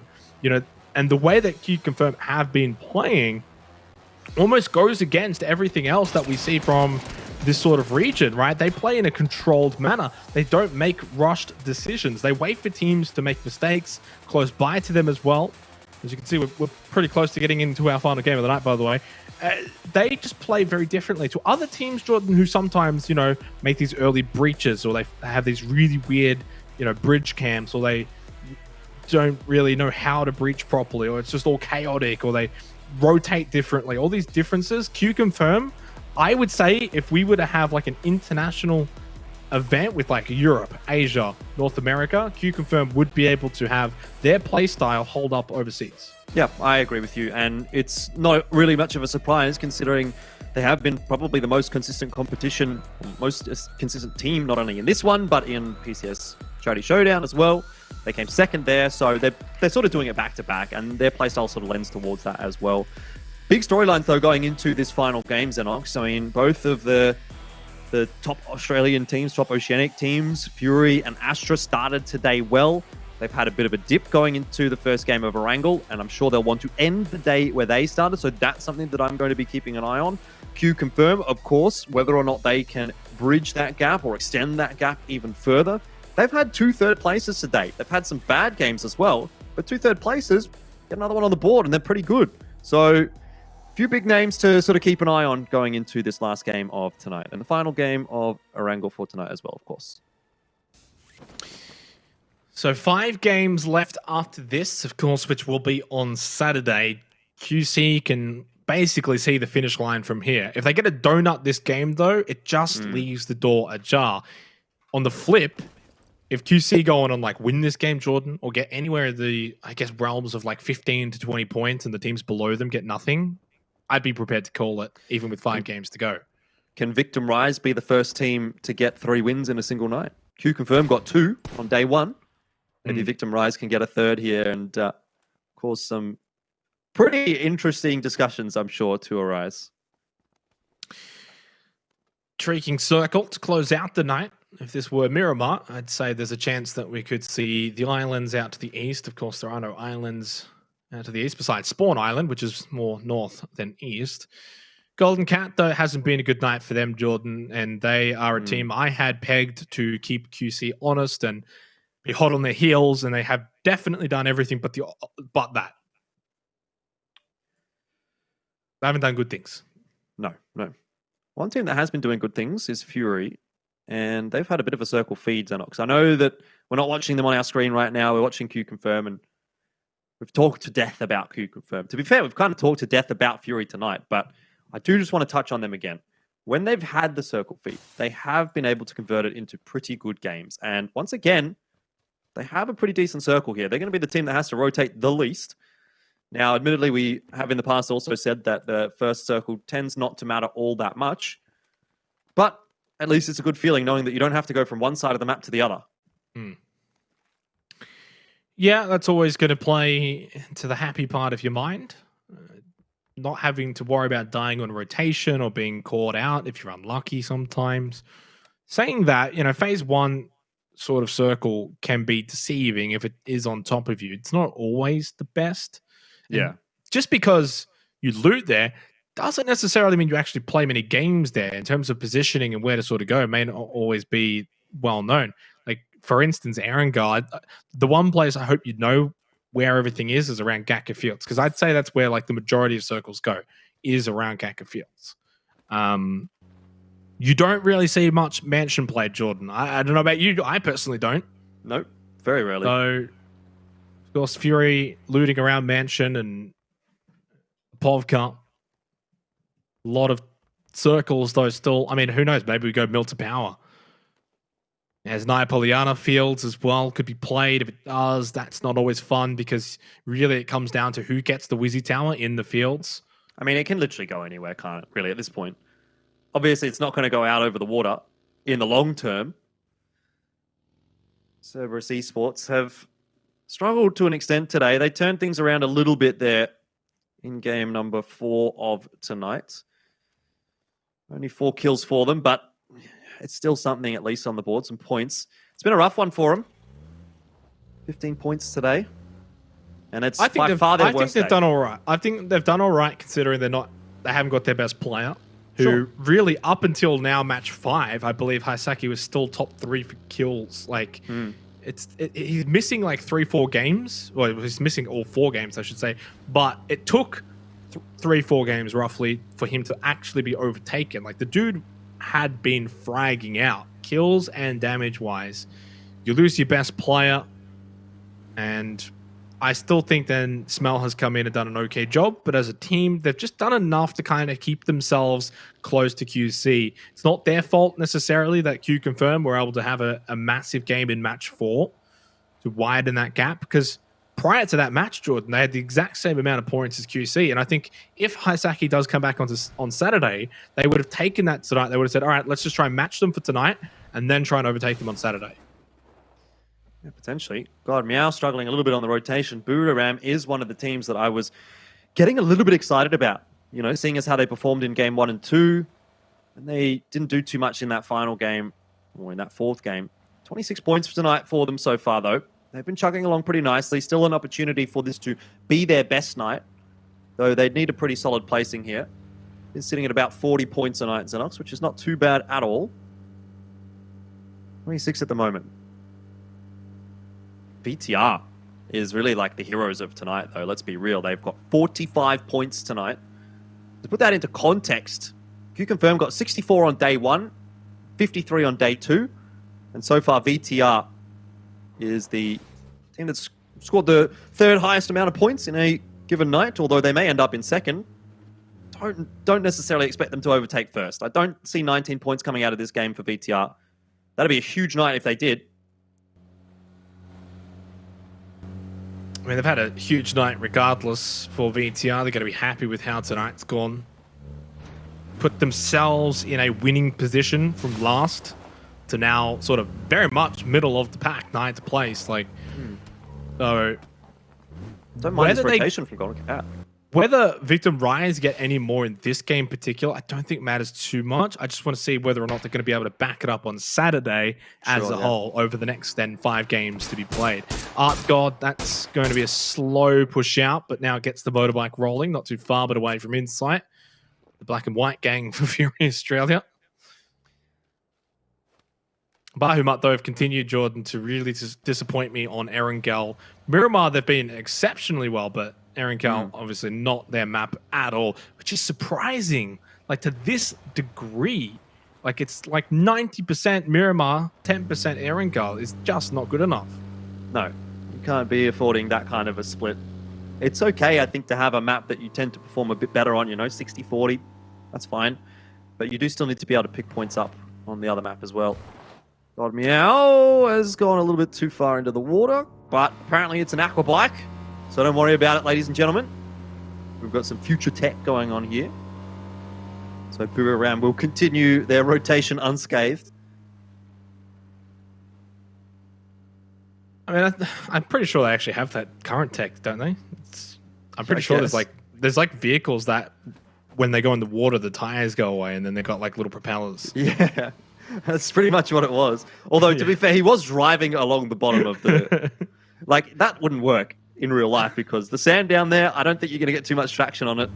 No. But anyway, getting a little bit too far in depth into that analysis. It'd probably be like the worst, like, getting stuck in a bog you'd ever be. Is like, yeah, exactly. Bottom of the ocean. 45 seconds till phase 2. No deaths so far within the first 8.5 minutes, which might be a first for tonight because we've had a couple... over the course of the Miramar games, the Erangel, even the last game, a couple of early deaths towards the end of phase 1. I love the cinematic drive-by here of Matey, Venotica. Beautiful. All going to plan. That's where right you now. like... Oh, not quite. No, not like this. No. Did he just try and do a wheelie and then... He like ran into Matey. I'd love to see a replay of that one. Here comes the blue.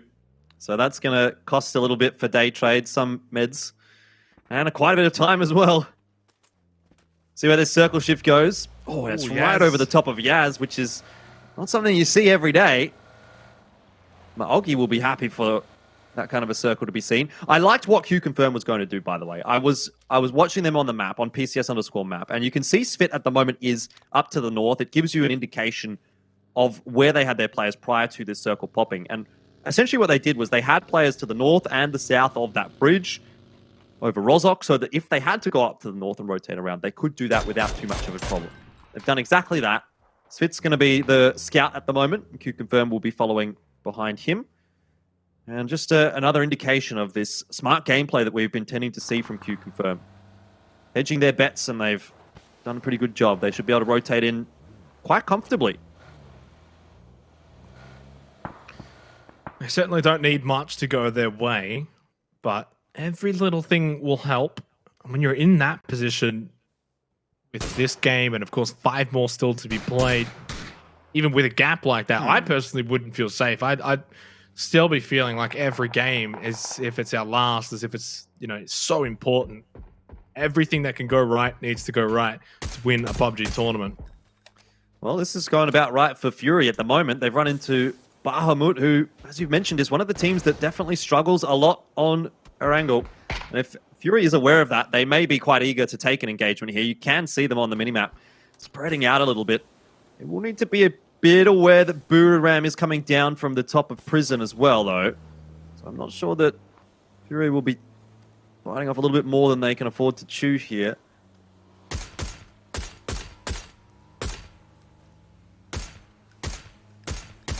Muka lands one shot. There's a nice little drive by from my boy. Got a bit of air on that jump. It's the party tricks from the motorbike gang tonight. My boy, though, ditches like the bike. Oh, this is not where you want to be. God Meow right on top of him, and Fury already firing shots into Bahamut. My boy will be knocked by Jukesy, but that could well be finished by God Meow here, and it is. So Bahamut will lose another player, and the woes on Erangel do continue.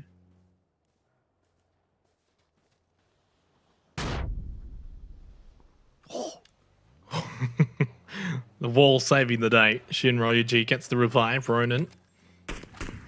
So on the move for Fury.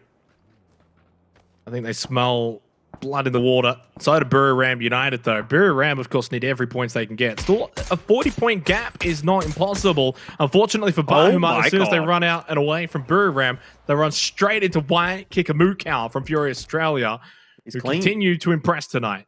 Indeed, indeed. Still a lot more to do, though, for Fury in this game. 15 teams alive. Yes, they've gotten rid of Bahamut, but that's one small step on a much greater mission for Fury Australia. And they've been playing really well tonight, but they have to get out of dodge here a little bit because Buriram is quite close by. In fact, you can even see the shots coming through as Fury rotates out. Does look like they'll get out okay. More sprays coming through, but at this range, we should be all right. Question is, where do they go from here? They're headed in the direction of Cerberus, and I'm not sure they'll want to end up there. So they'll have to turn off. It's going to be, by the looks of things, a 2-2 split, as Fury do tend to like doing. But the circle shift has gone far to the north, up above Yasnaya, right on top of Q Confirm as well, if you can believe it, again, Xenox. Well, I mean, I can believe it. And actually, this is a circle that reminds me of the PUBG Global Championship. Shoot to Kill had a very similar spot up at that warehouse. I believe they actually went on to win that particular game. It's a really, really good position. This is the wheelie from Veronica. Okay, so he didn't start the wheelie prior. Oh, no. I can actually say I might blame Matey for that one, Jordan. Yeah. Oh, look at this. This is some Mad Max road. Surely got to be seat swapping this. Carnage, yeah. Chibaret, though, doesn't need a seat swap. He's got his own designated driver like he's in an Uber, sending it towards the eastern side of Yasnaya Poliana. Gakon's not going to survive much longer. Veronica puts him out of his misery. Waikikamuka got a run over onto Basil. Astra have been obliterated as well. They've just lost Linksy and Niku's. And, well, this has just been APAC at its finest. This is APAC, Jordan. Yeah, to be fair, it's not their fault. It's the circle as well. But, you know, definitely a good start, but... Interesting how this is going to pan out because a lot of teams setting themselves up in Yasnaya. You will not want to be crossing through there. If you're going to go past it, you're going to have to go around it. I don't know where we're going to end up here. I mean, I think a lot of teams for this game are going to be hoping for a southern shift. Seymour not going to be spending too much more time hoping because he's out of the game. MSC in a good spot. DIC as well. But this could all really come unstuck. If it shifts hard north to go on top of Q Confirm, we're going to see some more blood. Teams going up that hill, it's going to be a disaster. This very much needs to go south for pretty much everyone besides Q Confirm. There's 15 teams right now that wanted to go south. Actually, maybe 14. Carnage wouldn't mind north either. 50 seconds time, we will find out whether or not basically Q Confirm win the game. I'll go this early, Jordan. I'm happy to look like a fool, but if it does go north, I can't see Q Confirm losing from that position. They are certainly in a very good one. Gen Floss, good spray, and Eagle Sentinel Shooter just gets deleted. Not sure what they were really hoping for there. It wasn't going to go too well for them. I guess getting into Yasnaya that late is always going to be a rough time. Well, 15 seconds time now until we see Phase 4. North, definitely, you'd think Q Confirm will get the win. Yeah. If it goes down to Yasnaya, expect chaos. If it goes out to the east, though, then, well, I guess expect chaos as well. Well, there you go. I don't know how to feel about this one. Hard feed for Divine. Carnage are in there. Astra are in there. Gearbox and Buriram. Obviously, Q Confirm not in the best of spots. They will have to push on to the likes of Carnage, for instance. And then literally everyone not that I mentioned who's inside of Yasnaya, like 10 teams, good luck. It's a rat race to be the last one out. Yeah, I don't know how fun this is going to be, quite frankly, Xenox. It's like trying to get through Sydney in peak out. Believe me, that's not a good time. Yoshi Minburi, Alonix. Oh, he's lucky he didn't run into a Yoshi Minburi there, to be honest. It almost fell at him as well. They're all right. They're all right. Don't worry about it. Thing is, though, there's not a whole lot of cover in this circle. So all of the good compounds have actually already been occupied. Carnage, Divine, Gearbox, Astra, Buriram, MSC, maybe to an extent VTR have decent positions. But everyone else that's rotating in here, Fury, Golden Cat, Day Trade, DIC, like where do you even go? You just have to try and breach position and fight it out. There's no other option. Well, DSC Gaming are actually rotating up north where Q Confirm used to be. They're going to go to that compound. I think they've only got 3 alive. No, they got 4. Actually, do they have all 4 pushing up there? Because it looks like then, looking at the map, DIC are going to push straight into Q Confirm, who are going for the revive at his fit right now. I don't think they know Q Confirm's here, though. Well, yeah, true. Well, I mean, we would have been the only ones to know that Q Confirm were holding up that warehouse. Everyone else was inside of Yasnaya Polyana. They do have to be, I guess, careful, cautious. We'll see how that plays out. But so many teams on the edge of the city of Yasnaya. It is packed like sardines. Oh, no. Q Confirm now know that Jowman's behind them. They went straight past Jowman without realizing. So they're going to be able to get this opened up surely easily. This will be an easy wipe on the DIC. Basically, they just walked in, rang the dinner bell and said, here you go, guys. You want 4 easy points? We'll give it to you. Well, they've lost Svit, so it's not so easy for Q Confirm, but I dare say you're right.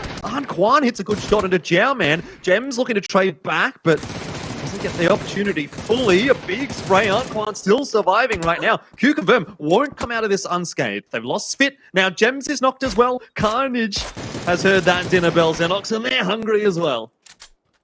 Jay is still up, though, for Q Confirm, but he's the only one up. They only got 1 kill from that exchange as well. Anquan eliminated. Now make it 3 kills.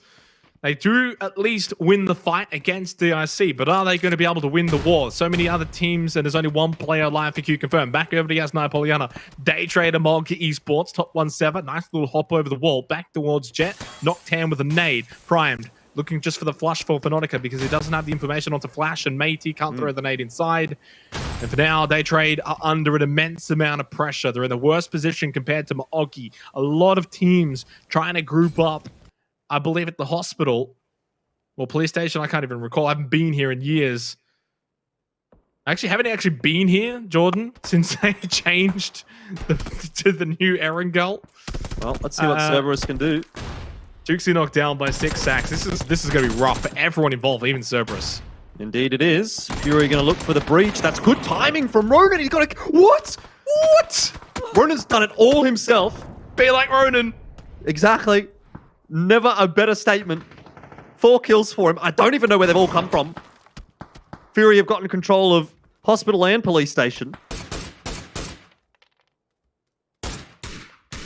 Vine just watching on from one of the positions you said was taken earlier. There's a couple of teams. Noctan just goes in, gets the knockdown onto Flash. 4 health. Finishes off Matey, and only 1 left alive. It's Poo Chills for Day Trade. And it'll be 3 up still for Maogi as they clean out really the last team from Yasnaya Polyana. Buriram, only the 1 kill, but 4 still standing as they make the push in the bridge onto Gearbox. Beodora, Chin, J-End. Smoke at the back just in case there's going to be any third parties. This is a very small building. As Beodora goes up into the attic, maybe not the best place to be. Y8's there, though, for Gearbox. He's got the flank. He's going to get Canucksy. This should help immensely for Gearbox's chance against Buriram United. And considering this is a game that Q Confirm aren't really going to get anything else from, Buriram need everything to go their way, Jordan. They're about to balls it up against Gearbox. Oh, are they? God, Meow has gotten the knock onto Y8. That changes things a little bit. He's got a good positioning out to the flank. Gearbox are not being overly aggressive right now. They seem quite actually scared of Buriram. Just chilling in their building right now. Beodora's gone up onto the roof. Jin's just chilling. Ram definitely want to confirm some more points here, but they also don't want to be dying early. This circle shift is a nutty one, by the way, Xenox. We haven't talked about it, but it's gone north into the field again, and there's just no cover there at all. It helps out Carnage looking for maybe their second win of the tournament as Golden Cat now push on to Astra. Zoid's got a nade in hand. It's going to be, well, pretty much ready to go. So ready to go. He basically threw it on himself. He's down to half health. 3 up for Astra. Tonke took none of the damage from that. It might have hit the bar on the window. Jukesy found a kill onto Noctam, but Insight has now been eliminated. I think Fury are still up. They are. Waiki Kamuka on the kill feed suggests that. Golden Cat, no kills yet. They've got 3 to deal with inside of these buildings. They've got the numbers. They've got the utility. Molotov. They've got everything. And I don't see Astra staying alive for much longer. Tonight just walks in, gets the elimination onto Niku's Extreme, the last one. He goes down, and so does Astra. Fury had gone out just prior to that as well, Jordan. For the Oceanic teams, their hopes now lie up north with Carnage. Oh, it's still a pretty good hope, to be quite honest. They've got a good position. They're up to the northern side of the map. They have Monty, a little bit more center with some hard cover. As long as B2 doesn't drop to Jayers here, they should be pretty comfortable to at least get a top placing. And wow, B2 just blitzes Jayers. Circle shift goes right on top of Monty and Bryn as well. So Carnage are in with a pretty decent spot.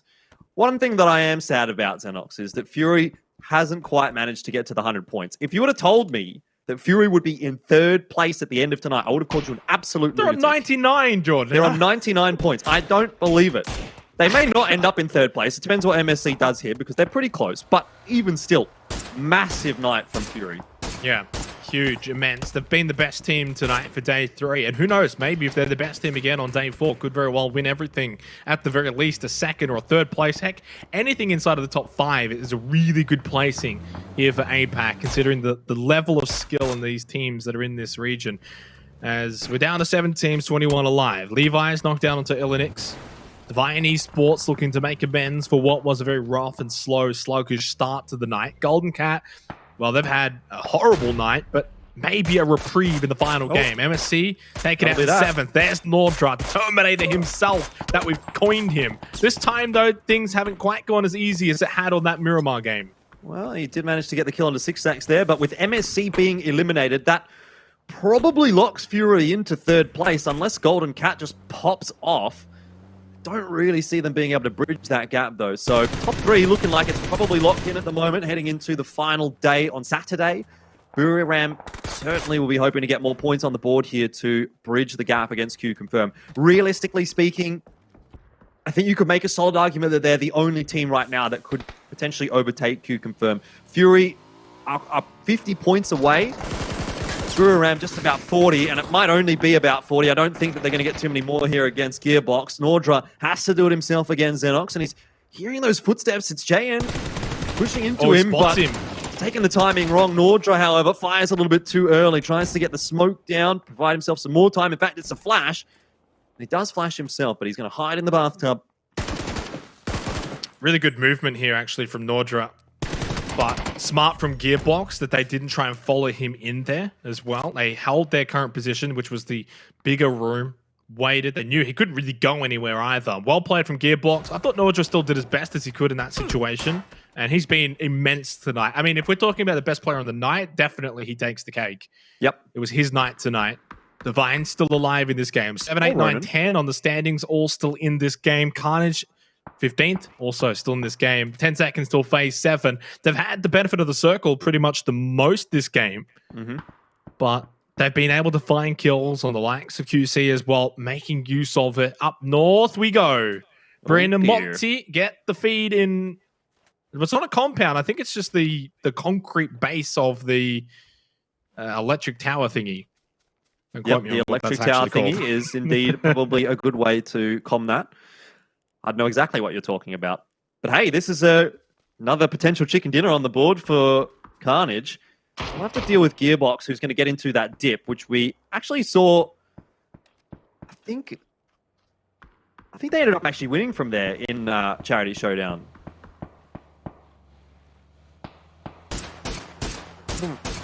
Am I getting it wrong? Division X, I think, played from that dip and ended up winning from there. Probably. But maybe not. Gearbox are quite keen to get into that. And it's a good spot. It's a great spot from the way that this circle's going to shift in, B2 does need to be careful on that rotate. As soon as this circle shifts in, there's just not going to be anyone that can get behind Gearbox. They have this lovely defilade to play with. Carnage is a little bit above them, though, so if they have to push out, which inevitably they will, they're going to have a tough time. So I think they do need to get a few knocks onto the Carnage players, who are going to be their major concern later on in the piece. I think with Carnage as well is they do have to be careful that they don't get pinched from Golden Cat and Gearbox at the same time. Chibirit as well is just the solo player behind Carnage, and I'm not sure that they are 100% aware of that player's position. So you always think about the damage that a single individual can do. Well, Chibirit can definitely just take at least one member of Carnage away with him. He'll get one kill, like say, onto either Brian or Monty, but then the other two members of Carnage will turn around and kill him. So he can do that, which is... It kind of ruins Carnage's game if he does.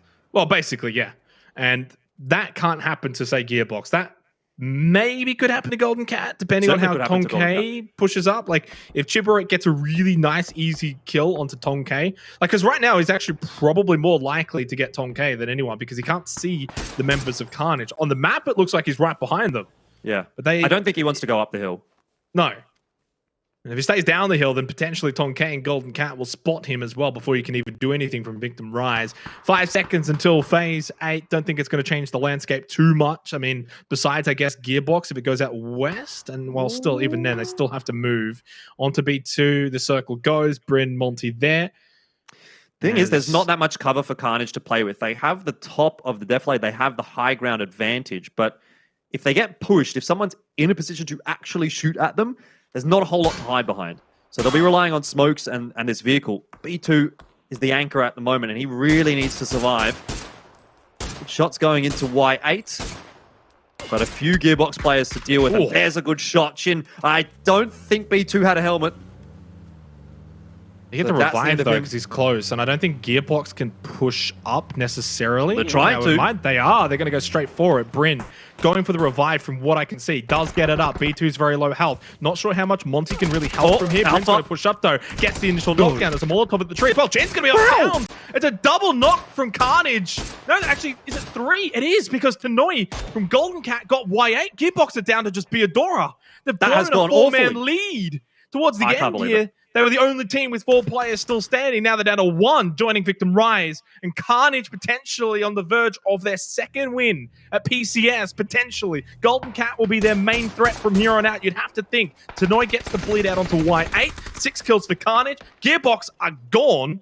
Although Golden Cat, Maximus gets a knockdown onto B2. So only 2 actually up. Oh, Monty's going to get knocked down as well. Tonkay pushed up. They didn't realize, I think, Golden Cat's positioning. Golden Cat may just come up with the win. Revive from Bryn onto B2. It will be a 2 versus 3. They definitely cannot get Monty. They're going to have to pull off something magical once again here for Carnage. They did it against Gearbox, but Golden Cat, a team that's looking to turn their day around. B2, his toes are clipped off by Tonkay underneath the car. And it's all onto Bryn, 1 on 3. I think is B2 just pushing forward to see if he can find information to give a bit of sightlines outside of the smoke. Regardless, outnumbered in the end, outgunned. Golden Cat will take the final game of the night. What had definitely for them been a disaster night comes down to the final game. They get some points. They get back in the race, potentially as well, maybe even for first place, Jordan, at the very least, for second, if not. Carnage for second in this particular game, so close to yet another win. Still doing Oceania proud, joining the likes of Fury and Astro and having a very, very good day 3. Man, that's a huge game for Fury as well. 10 kills. It's kind of unbelievable that when you get 10 kills, you don't get any placement points there, but they were really stuck in a rough spot on the side of Yasnaya, having to rotate out of there. So at least they get good points out of it. I don't know whether they'll be happy with that finish or not. I guess we'll be able to ask them in the interview at the end, Xenox. Overall, great night for Fury. Carnage, nice to get some points on the board there at the end. And the same for Golden Cat, who quite frankly had one of the worst nights we've seen of anyone. But they were able to turn it around with a win in the end, and that just puts a nice little seal on the finish for them. Yeah, and while we don't have the exact same 3 teams that were below Q confirmed to start the night, which was Buriram, Golden Cat, and Cerberus, because of that Golden Cat win, they get themselves back into the top 3. Buriram hold on to second place on 107 points, so a 41-point gap behind Q Confirm with 5 games to go. Not impossible. There's still work to be done going into the final game for Q Confirm. They haven't quite wrapped it up yet, but by golly gosh, it's very, very close to being done, you'd think. One more really big game and that'll be it. Fury, you mentioned you were sad they didn't crack 100 points. That's fine. 99 and a massive night. The best team on the night. Give themselves an outsider's chance, potentially, of upsetting Q Confirm. At the very least, they are up to their eyeballs for second place, which would still be an amazing achievement. Cerberus dropped down to 5. Of course, they haven't had Heisaki tonight. Their star player out for personal reasons, and it was duly noted. Yeah, that's pretty rough for Cerberus, isn't it? Because they were looking pretty good in this competition, but they've really struggled today. Hopefully, Heisaki will be back on Saturday, and we can see Cerberus making a good push for Q Confirm, for Buriram, for Golden Cat on day 4. Astra, I thought they were having a pretty good day, but they do end up in 12th, so that's pretty rough. I really felt like they were turning things around. I guess they just weren't able to keep it quite as consistent as Fury were tonight. Overall, a pretty big turnaround from the Oceanic teams. I still have to say that much. And I think we're still heading into a pretty interesting position for that final game, final night, I should say, Xenox, where, things are... Look, I don't want to say that it's very likely that Q Confirm is going to get overtaken, but hey, if some of the teams play like they did today, it's a possibility. Yeah, for sure. We're kind of just winding things down here tonight for everyone watching along on Twitch. For the Oceanic fans, we do have a couple of interviews. We're going to kick things off with Waikiki Mukau from Fury Australia. Nice and zoomed in. There he is, the big boy himself, Waikiki. Mate, firstly, congratulations on tonight, because it really was a sort of congratulatory night tonight. You guys were technically the best team on the night. You've jumped up into the top 4, top 3, almost 100 points, 99, so close. But you got to be feeling happy with the performance from the boys tonight. Yeah, I think we're pretty over the moon. Like I said, at least we've been trying some new things leading into tonight, because obviously the first 2 weeks, first week, the first 2 matches, nights were pretty rough for us. So yeah, it was really cool to see that everything that we sort of planned to do come to fruition and work really well. All right, a question from me as well, Waikiki. I saw your interview, by the way, with Xenox. I thought it was fantastic. So, no, everybody's seen too much of me now. None of my team want to interview, so you got me again. We're going to have to dive into a little bit more of an in-depth discussion, I guess, later on. But for now, I do want to sort of get into your mindset, obviously, going into today, because, yeah, you've already alluded to the fact that day 1 was pretty good, actually, from my perspective. Day 2, a bit of a shocker, let's be real. So was there a bit of a mental boom within the team mentality, and how have you guys come back and sort of dealt with that going into day 3? Yeah, I mean, like, obviously you want to do your VOD reviews and stuff, like, after the event, and, yeah, after day 1, yeah, it was, like, a pretty good day. We knew we could do better, and it was kind of a bummer to sort of see that the things we were focused on, maybe we didn't prioritize properly, because obviously it didn't work on that second day. So it's really, really cool to see that we sort of shifted our focus and attention to more team-orientated sort of stuff, focusing more on ourselves rather than what everybody else is doing, and it worked out really well. Last one before you let you go, mate.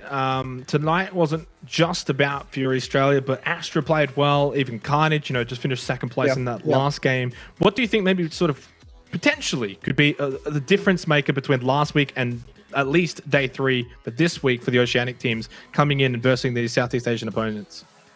It's tricky because I don't want to speak for them, but I mean, obviously, like, I'm sure all of them have dealt some pretty tough circles, some pretty tough circumstances there to deal with. Just play your own game. They know they're nuts. They know they're great teams. They know they've got the teamwork. They've got the confidence there. They've shown it. Carnage winning a game. Astra have obviously been there, done that. So just play your own game and then, smash it. Any shout outs, mate, before I let you go? No, shout out to all the fans as usual, all the fans, and cheers to the interview, guys. I really appreciate it, and all the Fury guys. I'll give you a shout out as well, because this is for Evie's side, who's not doing so well at the moment. I know yourself, Ezra, a few of the Fury guys. She's a big supporter of you guys, and from me and I guess from you as well. Hope she's doing really well. Yeah, I hope you're doing well, Evie. I hope that you're back on your feet and you're back at home, and cheering on all the people that want to see you get better. Awesome. Thanks a lot, mate, for coming on. No dramas. Well, a bit more cheery this evening, that's for sure, from Waikiki Mukau. And look, they probably should give themselves a big opportunity now going into the final day. Potentially, I don't want to sort of put them up against this big task that is catching Q Confirm, but they can do it. And I'd rather be in the I can do it camp rather than, no, we're like so far behind. Yeah, I mean, I think it's possible. It's unrealistic, I will say that much. You look at the first couple of days that Q Confirm put on the board, 12.8 on average, 10.6 on average. Tonight was 10 on average for Fury. So they're going to need tonight plus better on day 4, and they're going to need Q Confirm to have a worse day than tonight if they're going to catch up as well. So there's a few sort of ifs and buts and that kind of thing, but realistically, a possibility for them, for Buriram as well. So there's a few teams that are in that discussion, but a lot of it is going to hinge on what Q Confirm either does or does not on day 4 as to whether or not anyone's going to be able to overtake them. And exactly what we were saying at the start of today, it doesn't need to be a phenomenal day from Q Confirm. It just needs to be a decent day. In fact, I threw in the number. I threw in 30 points. They got 31 tonight, Xenox, and so they've upheld their end of the bargain. Another team that did well tonight is, of course, Astra from the Oceania region. And we have first-time interviewee Nick, who's making his debut. Welcome, mate. Last week, you kind of chickened out last second. We got you on this time. The boys weren't going to let you get away with it again. How are you feeling yourself? And I guess also, how is the team feeling after tonight's games? We're feeling pretty good. We've had some rough circles and stuff, and rough stuff about loot spots on our angle, but we're feeling pretty good. We're playing pretty well, improving as a team. Yeah. Okay, I got 2 questions here, Xenox, so don't jump in after the first one. But it's a very quick first one. I know we've made a big deal about this being your first interview, Niku. So how are you feeling about your first interview? Are you nervous? Are you worried? I don't like it. I want to leave. Is that my fault or is it Xenox's fault? Everyone's fault. I don't know. Everyone's fault. I see how it is. Yeah. Throw the blame around. Anyway, okay, on to my real question. You are obviously the newest player into this Astra roster. We've been seeing you quite a lot, actually, in the Oceanic scene heading up to this point, but this is debatably, and probably not debatably, let's be real, the best team that you've ever been in. So how are you feeling sort of moving into this roster? Is it a big step up for you? And, what's it been like coming into this sort of roster of legends, let's be real? Yeah, it's pretty intimidating playing with, like, Zoid and Lynxy and stuff. We've been overseas, Lynxy playing in the EU for a while. So I'm still not really fully comfortable in the team, but after a little bit of time, we're getting there and should be good in a few months or weeks or something. Yeah. Mate, can I just ask, have you like hotboxed your room or something? My camera's a little bit scuffed. Okay. Yeah, the fog. Just wanted to make sure. Also, tell us about what your camera's a bit high. What's keeping that elevation up? Is it the books? My 2 books. I removed one after the last one. I got bullied too much. Yeah. Any shout outs, mate, before I let you go? Shout out to my cat. Shout out to our 32 voters on the Pick'em Challenge. And shout out to the Lucky Org, which gets to pick us up. The very, very Lucky Org. Can I just get a thumbs up before you go? Awesome, mate. Best of luck for Saturday. Thank you. Spam the frog in chat. Everyone supporting Nico. He was a brave boy coming on for the interview tonight. We appreciate it, Jordan. Honestly, it wasn't the worst interview that we've conducted over the worst couple one of months. Ever was Mishka. Was it? I don't know about that. But either way, I can't believe you've done him like that. You absolutely BM'd him, but it's all right. Good interview, I thought, actually, in the end from Niku. It's a bit of insight as well as to how it is going into a team like that. And I can imagine it's, not the easiest of step-ups to make as a player.